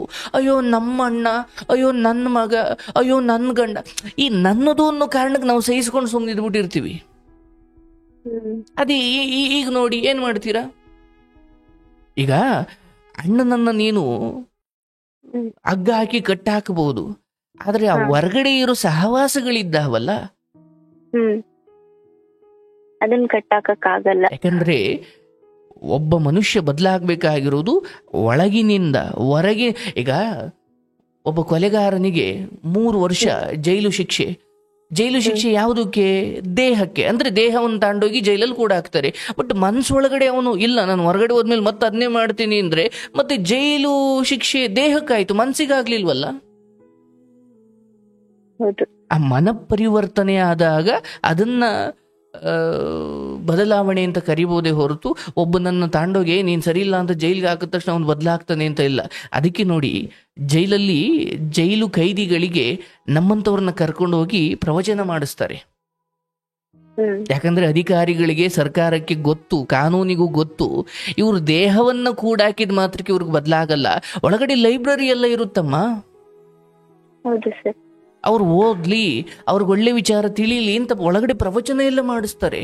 ಯಾಕಂದ್ರೆ ಅವ್ರ ಮನ ಪರಿವರ್ತನೆ ಆಗಬೇಕು. ದೇಹವನ್ನು ತಾಮಂದು ಜೈಲೊಳಗೆ ಇಡೋದ್ರಿಂದ ಏನೂ ಆಗಲ್ಲ ಅಂತ ಎಲ್ರಿಗೂ ಗೊತ್ತು. ಹಾಗೆ ಇಲ್ಲಿ ತಾಯಿ, ಈಗ ಒಬ್ಬ ತಂಗಿಯಾಗಿ ಬಿಡು, ನಿನ್ನದು ಒಂದು ಕಡೆ ಆಯ್ತು. ಇಲ್ಲಿ ಅಣ್ಣ ಈ ಮಗನನ್ನ ಬದಲಾವಣೆ ಮಾಡುವ ವಿಚಾರದಲ್ಲಿ ತಾಯಿ ಸ್ವಲ್ಪ ಅದು ನಾಟಕ ಮಾಡ್ತಾರೋ ಏನು ಮಾಡ್ತಾರೋ, ಮಗನಿಗೆ ತಾಯಿಯ ಮೇಲೆ ಆ ಮಟ್ಟಿನ ಬಾಂಧವ್ಯ ಬಂದಾಗ ಹೊರಗಡೆ ಯಾವುದೋ ಸುಂದರವಾದ ಹೆಣ್ಣನ್ನು ಬೇಕಾದ್ರೆ ಬಿಡ್ತಾನೆ, ನನ್ನ ತಾಯಿ ನಾನು ಬಿಡಲ್ಲ ಅನ್ನೋ ಮಟ್ಟಿಗೆ ಅವನು ಬಾಂಧವ್ಯವನ್ನ ಹಚ್ಕೊಂಡಾಗ ಅವನು ಏನೇ ದುಷ್ಟತನವನ್ನು ತ್ಯಜಿಸೋಕೆ ತಯಾರಾಗಿರ್ತಾನ ಅವನು. ಹೌದು ಸರ್. ಹೌದಲ್ಲ? ಹೌದು. ಆದ್ರೆ ತಾಯಿ ಮಗನ ನಡುವೆ ಸಂಭಾಷಣೆ ನಡೆಯುತ್ತೆ, ಆದ್ರೆ ಅದು ಜಗಳ ರೂಪದಲ್ಲಿ ನಡೆಯುತ್ತೆ. ನೀನೇ ಹೇಳಿದೆ ಅವ್ರ ನಡುವೆ ಒಳ್ಳೆ ಮಾತುಕತೆ ನಡೆದು ತುಂಬಾ ದಿನ ಆಗೋಯ್ತು ಅಂತ. ಹೌದು ಸರ್. ನಿನ್ ಧ್ವನಿ ಕೇಳ್ತಾ ಇಲ್ಲ ನನಗೆ. ಕೇಳಿಸ್ತಾ ಇದೆಯಾ? ನನ್ನ ಧ್ವನಿ ಕೇಳಿಸ್ತಾ ಇದೆಯಾ? ಹಲೋ ಹಲೋ ಸರ್, ಕೇಳಿಸ್ತಾ ಇದೆ, ಹೇಳಿ ಸರ್. ಕೇಳಿಸ್ತಾ ಇದೆ. ಇಲ್ಲಿ ನಿಮ್ಮ ಅಣ್ಣನ ವಿಚಾರದಲ್ಲಿ ಆತ ಇಲ್ಲೆಲ್ಲೋ ಫ್ಲಿಪ್ಕಾರ್ಟ್ ಅಲ್ಲಿ ದುಡಿತಾ ಇದ್ದಾರೆ ಅಂತ ಹೇಳ್ತಾ ಇದ್ದೀರಾ. ಮನೆಗೆ ತಂದು ಕೊಡ್ತಾ ಇದ್ದಾನೆ, ಮತ್ತೆ ನಿಧಾನವಾಗಿ ಸ್ವಲ್ಪ ಆ, ಮನುಷ್ಯರಾಗಿ ನಿಮ್ಮ ತಾಯಿ ಹೇಳಿದ್ದು, ನೀವು ಹೇಳಿದ್ದು, ನಾನು ಹೇಳಿದ್ದು, ಇದು ಯಾವುದೋ ಕೆಲಸ ಮಾಡದೇ ಇದ್ದಾಗ ಒಂದು ವಿಧಿಯ ಹೊಡೆತ ಅಂತ ಒಂದಿರುತ್ತವ. ಹೌದು ಸರ್. ನೀನೇ ಹೇಳ ಬಂದೆ ಪೊಲೀಸ್ ಸ್ಟೇಷನ್ಗೆ ಹೋಗಿದ್ದ ಅಂತ. ಇದಕ್ಕೂ ಮೀರಿದ ಕೆಲವು ಹೊಡೆತಗಳಿದ್ದಾವೆ, ಅರ್ಧಂಬರ್ಧ ಜೀವ ಮಾಡ್ತವ ಅವು. ಅರ್ಥ ಆಯ್ತಲ್ಲ? ಸರ್. ಕೇಳಿಸ್ತಾ ಇದೆಯಾ? ಹ್ಞೂ ಸರ್, ಕೇಳಿಸ್ತಾ ಇದೆ, ಹೇಳಿ ಸರ್.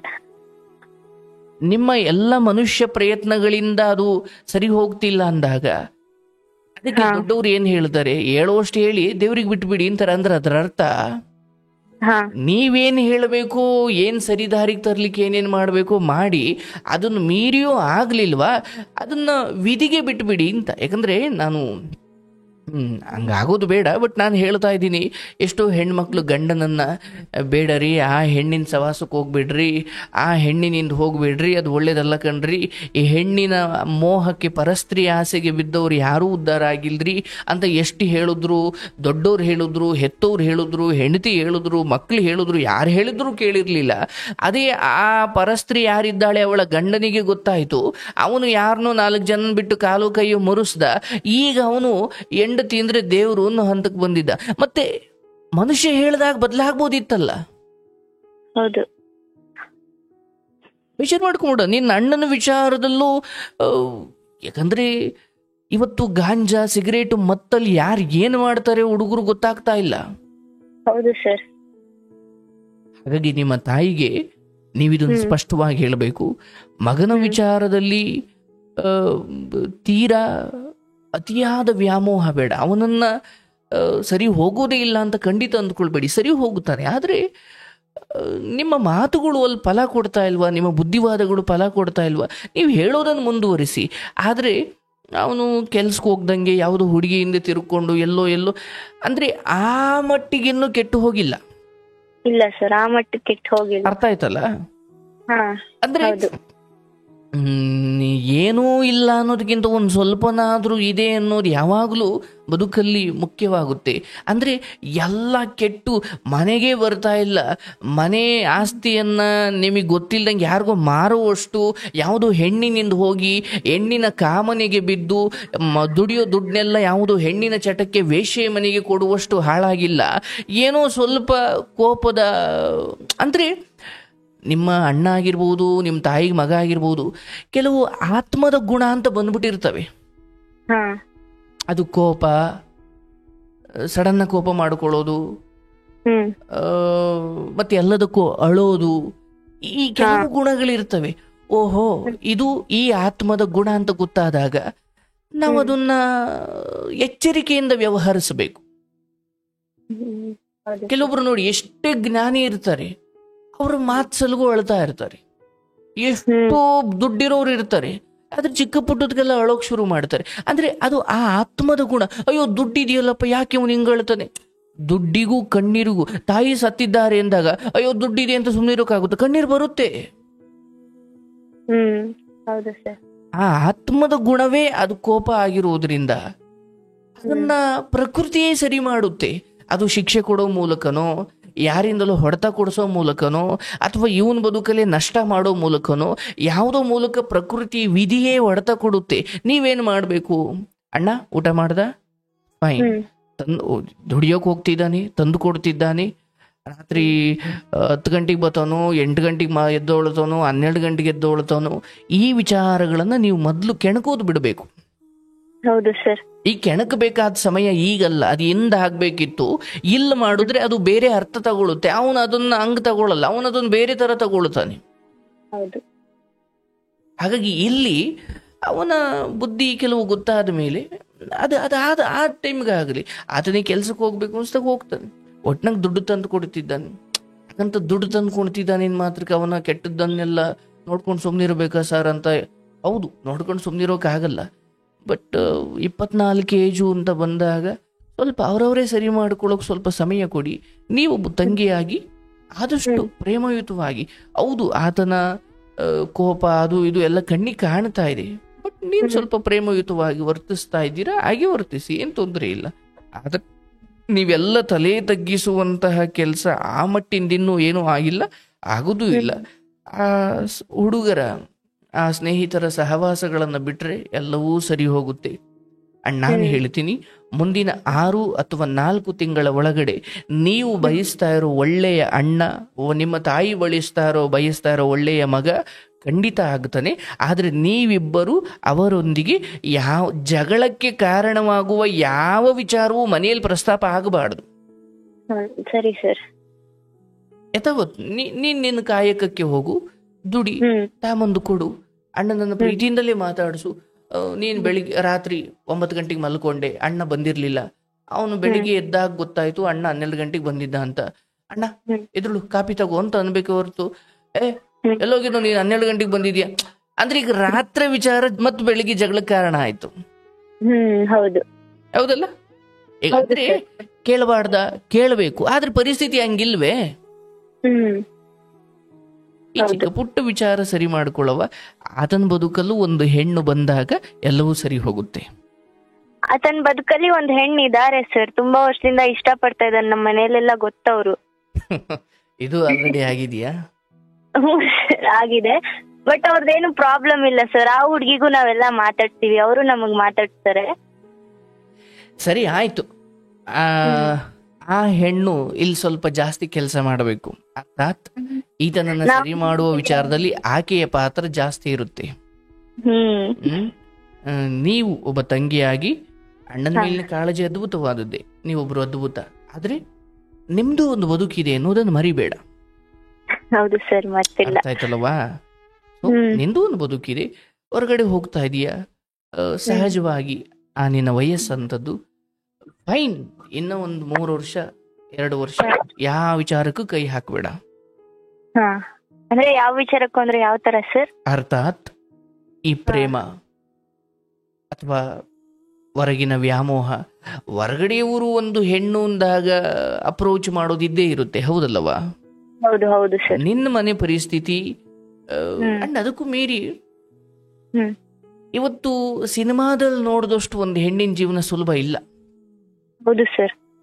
ಅದರಲ್ಲೂ ನೀವು ಮನೆ ಪರಿಸ್ಥಿತಿ ಹೀಗಿರೋರು, ತಂದೆ ಇಲ್ಲದೆ ಇರೋರು, ಇದೆಲ್ಲ ಬಳಸಿ ಬಿಸಾಡುವ ಸಮಾಜ ಆಗ್ಬಿಟ್ಟಿದೆ.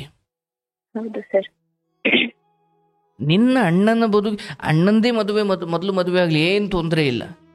ನಾನು ಹೇಳ್ತೀನಿ, ನಾವು ಇವತ್ತು 100,000 ಕೌನ್ಸಿಲಿಂಗ್ ಮಾಡಿ ಹೆಣ್ಮಕ್ಳು ಜೀವನದ ಕತೆ ಕೇಳಿರೋ ನಾ ಹೇಳ್ತೀನಿ, ನಿಂದೆ ಅಂತ ಒಂದು ಜಾಬ್ ಇಟ್ಕೋ, ಆ್ಯಂಡ್ ನಿಂದೆ ಅಂತ ಒಂದಷ್ಟು ಸೇವಿಂಗ್ಸ್ ಮಾಡ್ಕೋ. ಆ್ಯಂಡ್ ಈ ಹಣ ಸೇವಿಂಗ್ಸ್ ಇದೆಲ್ಲದಕ್ಕೂ ಮೀರಿ ಮದುವೆ ಆಗಿ ಏನೋ ಅಕಸ್ಮಾತ್ ತೊಂದರೆ ಆಗಿ ಏನೋ ಎಲ್ಲ ಬಿಟ್ಟು ಹೋದ್ರು ನಾನು ಬದುಕ್ತೀನಿ ಅನ್ನೋ ಧೈರ್ಯ ನಿನ್ಗೆ ಹೊರಗಡೆ ಹೋಗಿ ಕೆಲಸ ಮಾಡೋದ್ರಿಂದ ಸಿಗುತ್ತೆ. ಹೌದು ಸರ್. ಆ ಧೈರ್ಯ ಇದ್ರೆ ಪರವಾಗಿಲ್ಲ, ಜನ ಆಡ್ಕೊಳ್ಳಿ, ನೋಡು ಕಟ್ಕೊಂಡು ಬಿಟ್ಬಿಟ್ಲು, ಅದು 1000 ಇರಲಿ. ಬದುಕನ್ನು ಮೊದಲು ನಾವು ಪ್ರೀತಿಸೋದಾದ್ರೆ, ಇರೋರು ಇರ್ತಾರೆ, ಇಷ್ಟ ಎಲ್ಲೋರು ಹೋಗ್ತಾರೆ. ನಾವ್ ಯಾರನ್ನು ಕಾಲ್ ಕಟ್ಕೊಂಡು ಇರಿಸ್ಕೊಳ್ಳೋಕ್ ಆಗಲ್ಲ. ಏನಂದ್ರೆ ತಾಯಿ ಇಷ್ಟೆಲ್ಲ ಸಾಕೊಂಡು ಬಂದಿದ್ದಾರೆ, ಆಕೆ ಒಬ್ಬಳಿಗೆ ನೀವು ನ್ಯಾಯಯುತವಾಗಿ ಇರಬೇಕು. ಆಕೆ ಒಬ್ಬಳಿಗೆ ನೀವು ಆಕೆ ಹೋಗ್ತೀನಿ ಅಂದಾಗ ನೀವು ಕಾಲ್ ಕಟ್ಕೊಂಡು ಇರಿಸ್ಕೊಳ್ಬೇಕು. ಇನ್ನು ಜಗತ್ತಿನ ಬೇರೆ ಯಾರನ್ನು ನೀವು ಕಾಲ್ ಕಟ್ಟು ಇರಿಸ್ಕೊಳ್ಳೋ ಅವಶ್ಯಕತೆ ಇಲ್ಲ. ಹೌದಲ್ಲವಾ? ಹಾಗಾಗಿ ಇಲ್ಲಿ ನಿಮ್ಮ ಅಣ್ಣನ ಬದುಕು ಖಂಡಿತ ಯಾವ ರಕ್ತಪಾತವಿಲ್ಲದೆ, ಹೊರಗಿನ ಯಾವ ಜನರ ಹೌದು ಸಹವಾಸ ಸ್ವಲ್ಪ ಎಡವಟ್ಟು ಕೊಡುತ್ತೇನೋ, ಬಟ್ ಅಂಥದ್ದೇನು ಎಲ್ಲರೂ ಮತ್ತೆ ಒಂಟಿಯಾಗುವಷ್ಟು, ಮನೆ ಸೂತಕವಾಗುವಷ್ಟು ಏನೂ ಆಗಲ್ಲ. ಧೈರ್ಯ ಕಳ್ಕೊಳ್ಬೇಡಿ. ಸರಿ ಮಾತು ಕೇಳಿ, ತುಂಬಾ ಸಮಾಧಾನ, ಧೈರ್ಯ ಎಲ್ಲ ಬಂತು ನೀವು ಕೊನೆ ಮಾತಾಡಿದ್ಮೇಲೆ. ಏನಿಲ್ಲ, ಆತನು ಕೂಡ ಅತ್ಯಂತ ಪ್ರೇಮಯುತವಾದ ವ್ಯಕ್ತಿನೇ. ವಿಷಯ ಏನಂದ್ರೆ, ಈಗ ಅದು ಯಾವದಾದ್ರೂ ಅಷ್ಟೇನವ, ನೀವು ಒಂದು ಒಳ್ಳೆ ಮಾವಿನ ಮರನೇ ಹಾಕಿ ಆದ್ರೆ ಕೆಟ್ಟ ಗೊಬ್ಬರ ಹಾಕಿದ್ರೆ ಅದು ಒಳ್ಳೆ ಮಾವಿನ ಹಣ್ಣು ಬಿಡಲ್ಲ. ಹೌದು, ಅದು ಬಾಲ್ಯದಿಂದ ಹಾಕೊಂಡು ಬರ್ಬೇಕಾಗಿರೋ ಕೆಲವು ವಿಚಾರಗಳು. It's okay. ತಂದೆ ಹಿಂಗಾದ್ಮೇಲೂ ನೀವು ಇಲ್ಲಿವರೆಗೂ ಬಂದಿದ್ದೀರಾ, ಬದುಕು ಕಟ್ಕೊಂಡಿದ್ದೀರಾ. ನೀವು ಏನು ಆತ್ಮವನ್ನು ಹತ್ಯೆ ಮಾಡ್ಕೊಂಡು ನೀವು ಏನು ಮಾಡ್ಕೊಂಡಿಲ್ಲ. ಎಲ್ಲದರಲ್ಲೂ ನೀವು ನಂಬರ್ 1. ಈಗ ಈ ವಯಸ್ಸಲ್ಲಿ ನಿನ್ನ ವಿದ್ಯಾಭ್ಯಾಸವನ್ನ ಬಿಟ್ಟು ದುಡಿಲಿಕ್ಕೆ ಹೋಗ್ತಾ ಇದೆಯಾ, ಪರವಾಗಿಲ್ಲ. ಓದ್ದವರೆಲ್ಲ ಅದ್ಭುತವಾಗಿದ್ದಾರೆ ಅಂತಲೂ ಏನಲ್ಲ, ಅಥವಾ ಓದ್ದೇ ಇದ್ದವರೆಲ್ಲ ಹಾಳಾಗಿದ್ದಾರೆ ಅಂತಲೂ ಏನಲ್ಲ. ವಿಷಯ ಇರೋದು ಪರಿಸ್ಥಿತಿಗೆ ತಕ್ಕಂತೆ. ಚಪ್ಪಲಿ ಒಲಿಯೋ ಸ್ಥಿತಿ ಬಂದ್ರು ನಾನು ರೆಡಿ ಇದ್ದೀನಿ ನಂಗಿರ್ಬೇಕು ಬದುಕಲ್ಲಿ. ಹೌದು ಸರ್. ಇಲ್ಲ ನಾನು ಅದನ್ನು ಓದಿದ್ದೀನಿ ನನಗೆ ಅದೇ ಬೇಕು ಅಂದ್ರೆ ಹಂಗಿಲ್ಲ ಕಾಲ. ಹೌದು. ಎಂತ ರಾಜ ಅದು ಹರಿಶ್ಚಂದ್ರನಂತ ಮಹಾರಾಜನಿಗೂ ಈ ಹೆಂಡತಿಯನ್ನ ಮಾರಿ ಸ್ಮಶಾನದಲ್ಲಿ ಈ ಹೆಣಗಳನ್ನು ಸುಡೋ ಕೆಲಸ ಬಂತಲ್ಲ, ಮಾಡ್ದ ಆತ. ಸಮಾಜ ಅಯ್ಯೋ ಗೊತ್ತಿರೋರು ಏನ್ ಅಂದ್ಕೊಂಡ್ಬಿಡ್ತಾರೆ, ಈ ಎಲ್ಲ ಕೀಳಿರಿಮೆ ಬಿಡವ, ಆಧ್ಯಾತ್ಮದ ಕಡೆ ಗಮನ ಕೊಡು, ಎಲ್ಲ ಸ್ಥಿತಿಯಲ್ಲೂ ಮೌನ. ನಿನ್ನ ಓಲೆ, ಜುಮ್ಕಿ, ಸರ ಇವೆಲ್ಲ ನಿನ್ನ ಆಭರಣ. ಮೌನ, ಧ್ಯಾನ, ಜ್ಞಾನ. ಯಾರಿಗೇನಾದ್ರೂ ಅನ್ಲಿ, ನೀನು ಕೆಟ್ಟವ್ರ ಸವಾಸಕ್ಕೆ ಹೋಗದ ಹೊರತು ನಿನಗೆ ಕೆಟ್ಟದ್ದಾಗ್ಲಿಕ್ಕೆ ಸಾಧ್ಯನೇ ಇಲ್ಲ. ಹಾಗೂ ಏನೋ ಕೆಟ್ಟದ್ದಾಗುತ್ತೆ ಅಂದ್ರೆ ನಿನ್ನ ಒಳ್ಳೆತನದ ಆ ತಪೋಶಕ್ತಿಯೇ ನಿನ್ನನ್ನು ಕಾಪಾಡುತ್ತೆ. ನೀನು ಇದ್ರ ಮೇಲೆ ನಂಬಿಕೆ ಇಡು. ಅಂಡ್ ನಿನ್ನ ಅಣ್ಣನ ವಿಚಾರದಲ್ಲೂ ಏನೂ ದುರಂತವಾಗುವುದಿಲ್ಲ, ಎಲ್ಲ ಸರಿ ಹೋಗುತ್ತೆ. ಅಂಡ್ ನೀನೇ ನೋಡ್ತಾ ಇದೀಯ, ದಿನೇ ದಿನೇ ಒಂಚೂರು ಒಂದು 0% ಆದ್ರೂ ಅವನಲ್ಲಿ ಒಳ್ಳೆ ಬದಲಾವಣೆ ಆಗ್ತಾ ಇದೆ. ಹೌದಾ? ಹಾ ಸರ್. ನೀವು ಅದನ್ನು ನೋಡಿ. ಯಾಕಂದ್ರೆ ನಮಗೆ ಅಷ್ಟು ದೊಡ್ಡ ಸಾಗರದಲ್ಲಿ, ಅಷ್ಟು ದೊಡ್ಡ ದಡವೇ ಕಾಣದ ಸಮುದ್ರದಲ್ಲಿ ಅಲ್ಲಿ ಎಲ್ಲೋ ಬರ್ತಾ ಇರೋ ಒಂದು ಹಡಗು ನಮ್ಮ ಕಣ್ಣಿಗೆ ಕಾಣೋದೇ ಇಲ್ಲ ತುಂಬಾ ಸಾರಿ. ಹೌದು ಸರ್. ನಮಗೂ ಹಂಗೆ ಇವನ್ ಕೆಟ್ಟದ್ ನೋಡಿ ನೋಡಿ ಅಲ್ಲೆಲ್ಲೋ ಒಂದು ಒಳ್ಳೆ ಬದಲಾವಣೆ ಶುರುವಾಗಿರುತ್ತೆ, ನಮಗೆ ಕಾಣೋದೇ ಇಲ್ಲ ಅದು. ಹೌದು. ಹೌದಲ್ಲ? ಹೌದು ಸರ್. ಆಗೋದು ಬೇಡ. ಐ ಹೋಪ್ ನಾನು ಆತನ ಜೊತೆ ಎಂದಾದ್ರೂ ಮಾತಾಡ್ಲಿಕ್ಕೆ ಭಗವಂತ ಅವಕಾಶ ಕೊಟ್ರೆ ನಾನು ಇನ್ನು ಆ ಆತ್ಮದ ಮೇಲೆ ಪ್ರಭಾವ ಬೀರ್ಲಿಕ್ಕೆ ನನಗೆ ಸಾಧ್ಯವಾಗುತ್ತೆ. ಬಟ್ ಹೆನಿಯಾವು ತಾಯಿ, ನೀವು ಮತ್ತೆ ಆ ಹೆಣ್ಣು ಅಂತ ಏನ್ ಹೇಳಿದ್ರಲ್ಲ, ಆಕೆಯನ್ನ ಬಳಸಿಕೊಂಡು ಈಕೆಯನ್ನ ಇನ್ನಷ್ಟು ತಿದ್ಲಿಕ್ಕೆ ಅವಕಾಶ ಇದೆ. ಮನ್ಸು ಕೆಡ್ಸ್ಕೊಂಡು ಅಯ್ಯೋ ನಾವು ಬಡವರು ಏನು ಇಲ್ಲವ, ನಾ ಇವತ್ತು ನಿನಗೆ ಕೋಟಿ ಇದ್ರು ಅದ್ರದ್ದೇ ಆದ ಸಮಸ್ಯೆ ಇದೆ. ನಾನು ಹೇಳೋದು, ಎಷ್ಟು ಬಂದ್ರು ಯಾರಿಗೂ ತೋರಿಸ್ಕೊಳ್ಬೇಡಿ. ಇಲ್ಲ ಅಂತನೂ ತೋರಿಸ್ಕೊಂಬೇಡಿ, ಇದೆ ಅಂತಲೂ ತೋರಿಸ್ಕೊಂಬೇಡಿ. ಯಾಕಂದ್ರೆ ಎರಡೂ ಅಪಾಯನೇ. ಇಲ್ಲ ಅಂತ ಗೊತ್ತಾದ್ರೆ ಕಾಲ್ ಕಸವಾಗಿ ನೋಡ್ತಾರೆ, ಇದೆ ಅಂತ ಗೊತ್ತಾದ್ರೆ ಕಾಲ್ ಕಟ್ ಮಾಡಕ್ ನೋಡ್ತಾರೆ. ಕಾಲ್ ಅಂದ್ರೆ ಫೋನ್ ಕಾಲ್ ಅಲ್ಲ, ನಡೆದಾಡೋ ಕಾಲ್ನೇ, ಅಂದ್ರೆ ಆ ಬದುಕನ್ನೇ ಕಟ್ ಮಾಡಕ್ ನೋಡ್ತಾರೆ. ಹೌದು ಸರ್. ಹಾಗಾಗಿ ಎಲ್ಲವೂ ಇದ್ದರೂ ಏನೂ ಇಲ್ಲದಂತಿರು. ಏನೂ ಇಲ್ಲದ ಪರಿಸ್ಥಿತಿ ಬಂದಾಗಲೂ ಎಲ್ಲವೂ ಇದ್ದಂತೆ ಕಾಣ್ತೀಯ ನೀನು ಜಗತ್ತಿಗೆ. ಹೌದಲ್ಲ? ಸೊ ಎನಿವೇ, ಅಣ್ಣನ ಕುರಿತಾಗಿ ನಿನ್ನ ಕಾಳಜಿ ಶ್ರೇಷ್ಠವಾದದ್ದೇ. ಆದ್ರೆ ಇದ್ರ ನಡುವೆ ನಿನ್ನ ಆರೋಗ್ಯ ಕೆಡಿಸ್ಕೊಂಡು ಸರಿ ಮಾಡುವಂಥದ್ದಲ್ಲ. ನಿನ್ನ ಆರೋಗ್ಯ ಕೆಡಿಸ್ಕೊಂಡ್ರೆ ಇವ್ರನ್ನ ಸರಿ ಮಾಡೋದಿಲ್ಲ, ನಿನ್ನ ಸರಿ ಮಾಡಕ್ಕೆ ಇನ್ನ 50 ಜನ ಬೇಕಾಗುತ್ತೆ. ಹೌದು ಸರ್. ಅಲ್ವಾ? ಈ ಜಗತ್ತಲ್ಲಿ ನನ್ನನ್ನು ಕೊಂದುಕೊಂಡು ಇನ್ಯಾವುದನ್ನು ಸರಿ ಮಾಡೋದೇನೂ ಇಲ್ಲ. ನಾನು ಗಟ್ಟಿಯಾಗಿದ್ದಷ್ಟು ಇನ್ನೊಬ್ಬರಿಗೆ ನೆರಳು ಕೊಡಬಹುದು. ಹೌದು ಸರ್. ಸೊ ನೋಡಿ, ಎಲ್ಲಾದ್ರೂ ಬಿಸಿಲಾದ್ರೆ ನಾವು ಯಾವ್ದಾದ್ರು ಚಿಕ್ಕ ಸಸಿ ಹತ್ರ ಹೋಗಿ ನಿಂತ್ಕೊಳ್ತೀವೋ, ಇಲ್ಲ ದೊಡ್ಡ ಮರದ ಹತ್ರ ಹೋಗಿ ನಿಂತ್ಕೊಳ್ತೀವಿ. ಯಾಕಂದ್ರೆ ಎಲ್ಲಿ ನೆರಳು ಸಿಗುತ್ತೋ ಅಲ್ಲಿ ಹೋಗುವುದು ಪ್ರಕೃತಿ ಧರ್ಮ. ನೀನ್ ಮರನೇ ದೊಡ್ಡದಾಗಿಲ್ಲ ಅಂದ್ರೆ ಆ ಮರದ ಕೆಳಗಡೆಗೆ ಯಾರು ಹೋಗ್ತಾರೆ? ಹಾಗೆ ನೀನು ಹಣಕಾಸು ವಿಚಾರದಲ್ಲಿ ಮಾನಸಿಕವಾಗಿ, ದೈಹಿಕವಾಗಿ, ಸ್ಪಿರಿಚುಯಲಿ, ಮೆಂಟಲಿ, ಫಿಸಿಕಲಿ, ಫಿನಾನ್ಷಿಯಲಿ ಎಲ್ಲಾ ರೀತಿಯಲ್ಲೂ ನೀನ್ ದೊಡ್ಡ ಮರವಾದ್ರೆ ಎಲ್ಲರೂ ನಿನ್ನ ಹುಡ್ಕೊಂಡು ನಿನ್ನ ನೆರಳಿಗೆ ಬರ್ತಾರೆ. ನೀನೇ ಚಿಕ್ಕ ಸಸಿ ಆಗ್ಬಿಟ್ರೆ ಕಾಲಾಗ ಒದ್ಕೊಂಡು ಹೋಗ್ತಾರೆ, ಒದ್ದಿದ್ದು ಗೊತ್ತಾಗಲ್ಲ ಅವ್ರಿಗೆ. ಹೌದು. ತಾಯಿಗೆ ಧೈರ್ಯ ಹೇಳ್ಕೊಂಡಿರು, ಏನೂ ಆಗಲ್ಲ, ಒಳ್ಳೆಯದೇ ಆಗುತ್ತೆ. ನಿನ್ನ ಅಣ್ಣ ಖಂಡಿತ ಬದಲಾಗ್ತಾನೆ. ಆ ಅಣ್ಣನ ಬದಲಾವಣೆಯಲ್ಲಿ ನಿನ್ನ ಪಾತ್ರ ಸ್ವಲ್ಪ, ಆದರೆ ಆ ಹೆಣ್ಣು ಮತ್ತೆ ನಿನ್ನ ತಾಯಿ ಅವ್ರ ಪಾತ್ರ ಬಹಳ ಮುಖ್ಯ. God bless you. ಎಲ್ಲ ಒಳ್ಳೇದಾಗುತ್ತೆ. ಬಡತನ ಏನೂ ಇಲ್ಲ. ನಿನ್ನ ಹೃದಯ ಶ್ರೀಮಂತಿಕೆ, ನೀನ್ ಚೆನ್ನಾಗಿ ದುಡಿ. ಅದು ಅಂದ್ರೆ ನಮ್ಮ ಖರ್ಚು ಮತ್ತೆ ನಮ್ಮ ಆದಾಯ ಇವೆರಡನ್ನು ಸರಿದೂಗಿಸ್ಕೊಂಡು ಹೋಗ್ಲಿಕ್ಕೆ ಮನೆಯವರಿಗೆ ಗೊತ್ತಿರಬೇಕು. ಹೌದು ಸರ್. ಆದಾಯ ಇರೋದು 20 ರೂಪಾಯಿ, ನನ್ನ ಖರ್ಚು 80 ರೂಪಾಯಿ ಅಂದ್ರೆ ನಾಳೆ ಇನ್ನ 80 ರೂಪಾಯಿಗೆ ಬೇಡಬೇಕಾಗುತ್ತೆ. ಹೌದು. ಅಯ್ಯೋ ಅವರೆಲ್ಲ ತುಂಬಾ ಜನ ಬದುಕ್ತವ್ರೆ, ನಮ್ಗೆ ಭಗವಂತ ಯಾಕೆ? ಭಗವಂತ ಏನು ಮಾಡಿಲ್ಲ, ತಂದೆ ಹಂಗ ಮಾಡ್ಕೊಂಡ್ರು. ಅವರೆಲ್ಲರ ಬದುಕಿನ ಹಿನ್ನೆಲೆ ಬೇರೆ, ನಿನ್ನ ಬದುಕಿನ ಹಿನ್ನೆಲೆ ಬೇರೆ. ಒಬ್ರಿಗೊಬ್ರು ಹೋಲಿಸ್ಕೊಳಕ್ ಆಗಲ್ಲ. ಹೌದು ಸರ್. ಅರ್ಥ ಆಯ್ತಲ್ಲವಾ? ಹಾಗಾಗಿ ಹಾ ಸರ್. ನಿಮ್ದೇ ಒಂದು ಸಮಯ, ನಿಮ್ಗೆ ಅಂತ ಒಂದು ಒಳ್ಳೆ ಗಳಿಗೆ ಅದು ಬರುತ್ತೆ ಅಂತ ಕಾಯ್ತಾ ಕೂರೋದು ಮೂರ್ಖತನ. ಒಳ್ಳೆ ಗಳಿಗೆ ಅಂದ್ರೆ ಏನು? ಆ ಒಳ್ಳೆ ಗಳಿಗೆ ಬರುವವರೆಗೂ ನಾವ್ ಇರ್ತೀವೋ ಇಲ್ಲೋ ಯಾರಿಗ್ ಗೊತ್ತು? ಹೌದು. ಈ ರಾತ್ರಿ ಸುಂದರವಾಗಿ ಬೆಳದಿಂಗಳ ರಾತ್ರಿ ಅಮ್ಮ ಪಕ್ಕದಲ್ಲಿದ್ದಾರೆ, ಅಣ್ಣ ಇದ್ದಾರೆ, ಇವ್ರನ್ನೆಲ್ಲ ಪ್ರೀತಿ. ನಾಳೆ ಬೆಳಿಗ್ಗೆ ಗೊತ್ತಿಲ್ಲ, ನಿಮ್ ತಂದೆ ಬದುಕನ್ನೇ ಉದಾಹರಣೆಯಾಗಿ ತಗೋ. ಹೌದು ಸರ್. ಈ ಕಡೆ ಸಂಭ್ರಮ, ಈ ಕಡೆ ಸೂತಕ, ಯಾರ್ದು ಬರ್ತಡೇ, ಚಿಕ್ಕಮ್ಮನ ಬರ್ತಡೆಯ ಸಂಭ್ರಮ, ಈ ಕಡೆ ತೋಟದ ಮನೆಯಲ್ಲಿ ಸೂತಕ. ಆದ್ರೆ ಇದಕ್ಕೂ ಏನ್ ತುಂಬಾ ದೂರ ಏನ್ ಇರ್ಲಿಲ್ಲ, ಮತ್ತೆ ಯಾವ ಮುನ್ಸೂಚನೆನೂ ಇರ್ಲಿಲ್ವಲ್ಲ ಅಲ್ಲಿ. ಹೌದು. ಇಷ್ಟೇ ಬದುಕು. ಅಯ್ಯೋ ಮನೆ ಕಟ್ಬಿಟ್ಟು ಚೆನ್ನಾಗಿರೋಣ, ಮದುವೆ ಆಗ್ಬಿಟ್ಟು ಚೆನ್ನಾಗಿರೋಣ. ಈ ಚೆನ್ನಾಗಿರೋದನ್ನ ನಾವು 5 ವರ್ಷಕ್ಕೋ 6 ವರ್ಷಕ್ಕೋ ಇಟ್ಕೊಳ್ತೀವಲ್ಲ, ಅದು ನಮ್ಮ ಮೂರ್ಖತನ.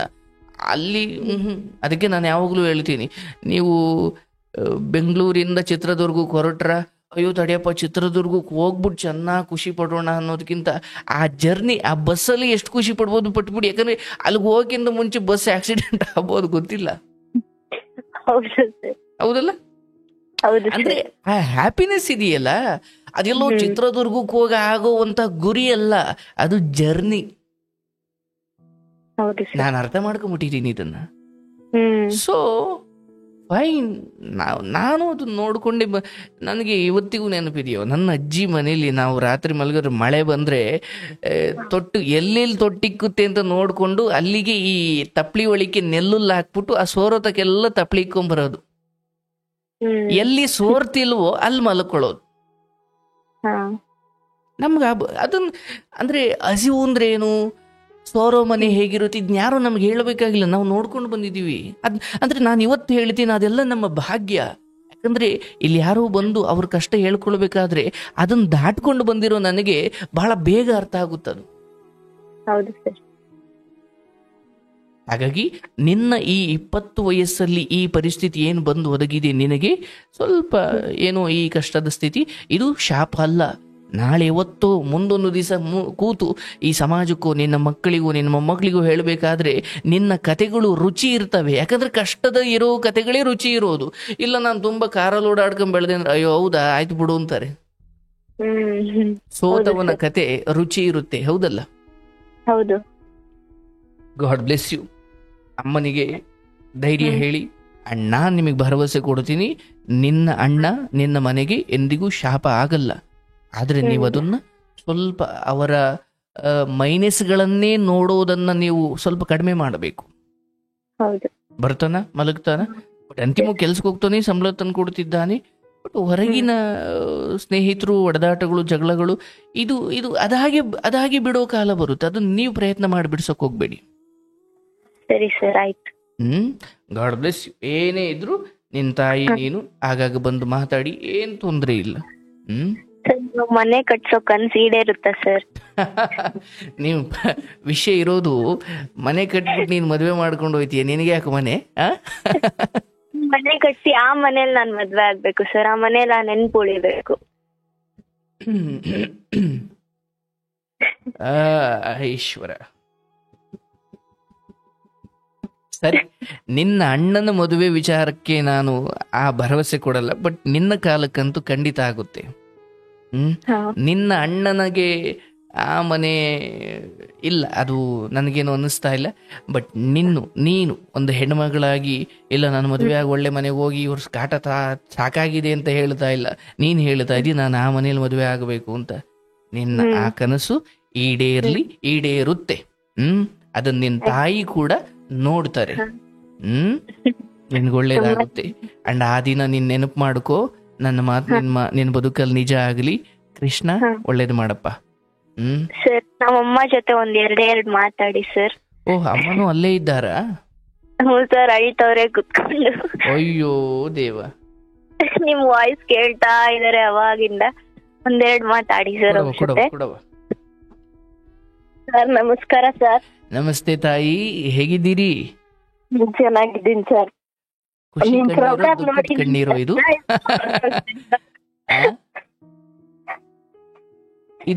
ಇದು ಖುಷಿಯ ಕಣ್ಣೀರು, ದುಃಖದ ಕಣ್ಣೀರು ತಾಯಿ? ಖುಷಿ ಸರ್. ಖುಷಿ. ಅಯ್ಯೋ, ಸಂತೋಷ ಸಂತೋಷ. ನೋಡಿ ಎಂತ ಒಳ್ಳೆ ಮಗಳನ್ನ ಹೆತ್ತಿದ್ದೀರಾ ನೀವು. ಹ್ಞೂ ಸರ್. ಆ? ಈ ಕೆಲ್ಸಕ್ಕೆ ಹೋಗೋದು ಮಗಳ ನಿರ್ಧಾರನೋ ಅಥವಾ ನಿಮ್ ನಿರ್ಧಾರನೋ? ಸರ್ ಮಗಳು ಕೆಲ್ಸಕ್ಕೆ ಹೋಗೋದು ನಿಮ್ ನಿರ್ಧಾರವೋ ಅಥವಾ ಆಕೆಯ ನಿರ್ಧಾರವೋ? ಆಕೆ ನಿರ್ಧಾರ ಸರ್. ಮನೆ ಪರಿಸ್ಥಿತಿ ನೋಡ್ಕೊಂಡು ಆಕೆನೆ ಹೋಗಿದ್ದು. ಹಾ ಸರ್. ಹೌದು ಸರ್. ಪಾಪ. ನಾನು ಕೆಲ್ಸಕ್ಕೆ ಹೋಗ್ತಾ ಇದ್ದೀನಿ ಸರ್. ಹೌದ್, ನೀವು ಹೋಗ್ತೀರಾ? ಸರ್ ಮನೇಲಿ ಕುತ್ಕೊಂಡು ಏನ್ ಮಾಡೋದು ಅಂತ ನಾನು ಚಿಕ್ಕದಾಗ ಒಂದ್ ಕೆಲ್ಸಕ್ಕೆ ಹೋಗ್ತಾ ಇದ್ದೀನಿ ಸರ್. ಒಳ್ಳೇದವ. ಹ್ಮ್. ಕಾರ್ಯಕ್ರಮ ನೀವು ನೋಡ್ತೀರಾ? ಹಾ ಸರ್, ತುಂಬಾ ಚೆನ್ನಾಗ್ ಬರ್ತಾ ಇದೆ. ತುಂಬಾ ಥ್ಯಾಂಕ್ಸ್ ಸರ್, ಹಂಗೆ ನಡ್ಸ್ಕೊಡಿ. ನೋಡಿ, ನಿಮ್ಮಂತವ್ರು ಮಾತಾಡಿ ನನಗೆ ಬಹಳ ಖುಷಿ. ನಿಮ್ ಮಗಳೇ ಹೇಳ್ತಾ ಇದ್ರು, ನಮ್ಮಮ್ಮ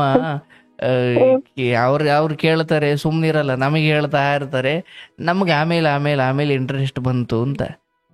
ನಾನು ನನ್ ಮಗಳಿಗೆ ಏನಂತ ಹೇಳಿದೀನಿ ಗೊತ್ತಾ ಸರ್? ಅವ್ರು ಕೇಳಲ್ವಲ್ಲ ಕಾರ್ಯಕ್ರಮ, ಅದಕ್ಕೆ ನೀನ್ ಕೇಳಿದ್ದೆಲ್ಲ ಕೊಡಿಸ್ತೀನಿ, ನೀನು ಯಾವ ಹುಡ್ಗನ್ ತೋರಿಸ್ತೀಯೋ ಅವನಿಗೆ ಮದುವೆ ಮಾಡಿಸ್ತೀನಿ, ಮಾತ್ರ ನೀನ್ ದಿನ ಕೇಳ್ಬೇಕು. ಆ ತರ ಕಾರ್ಯಕ್ರಮ ಕೇಳಿದ್ರೆ ನೀನ್ ಕೇಳಿದ್ದೆಲ್ಲ ನಾನ್ ಕೊಡಿಸ್ತೀನಿ ಅಂತ ಹೇಳಿದ್ದೀನಿ ಸರ್. ಅಪ್ಪ, ನೋಡಿ ನಿಮ್ ಮಗಳಿಗೆ ಎಂತ ಲಡ್ಡು ಬಂದು ಬಾಯಿಗೆ ಬಿತ್ತು.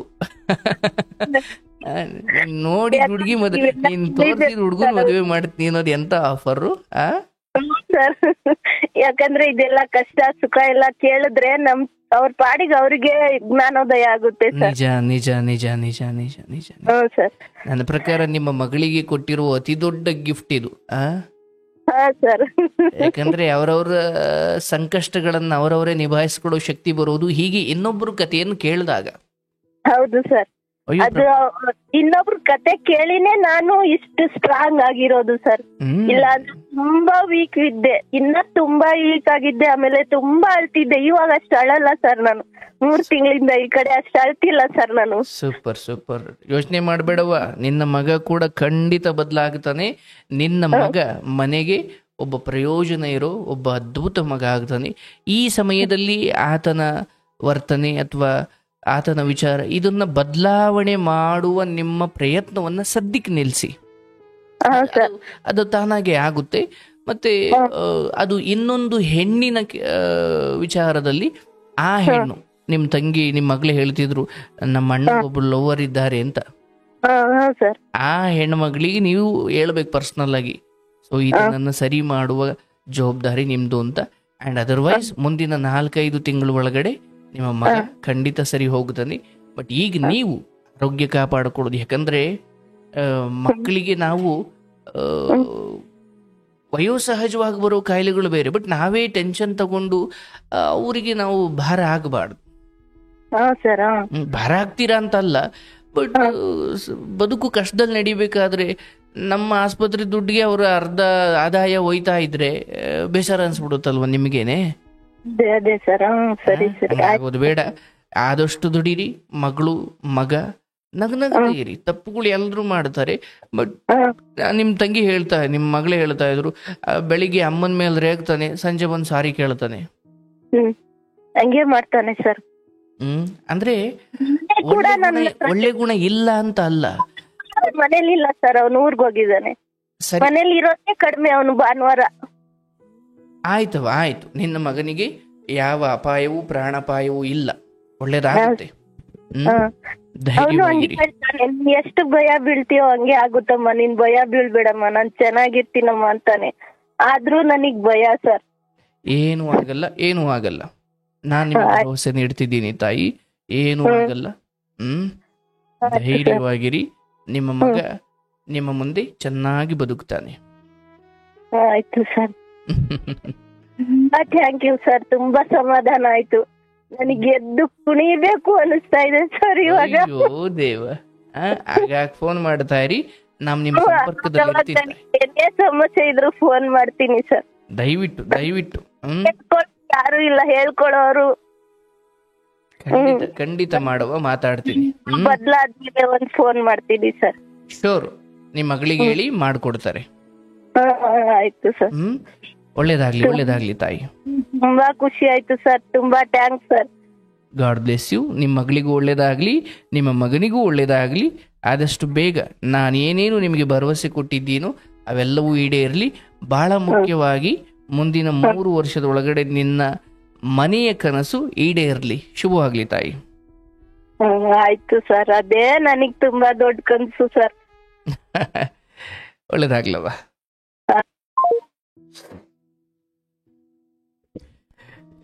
ಹಾ ಕೃಷ್ಣ ಪಾಪ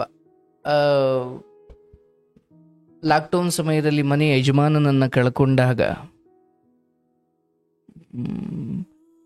ಮನೆ ಮಗ ಆ ಇಡೀ ಮನೆಯನ್ನ ನಡೆಸ್ಕೊಂಡು ಹೋಗ್ಬೇಕಿತ್ತು. ಈಗಲೂ ಒಳ್ಳೆ ದಾರಿಲಿದ್ದಾರೆ.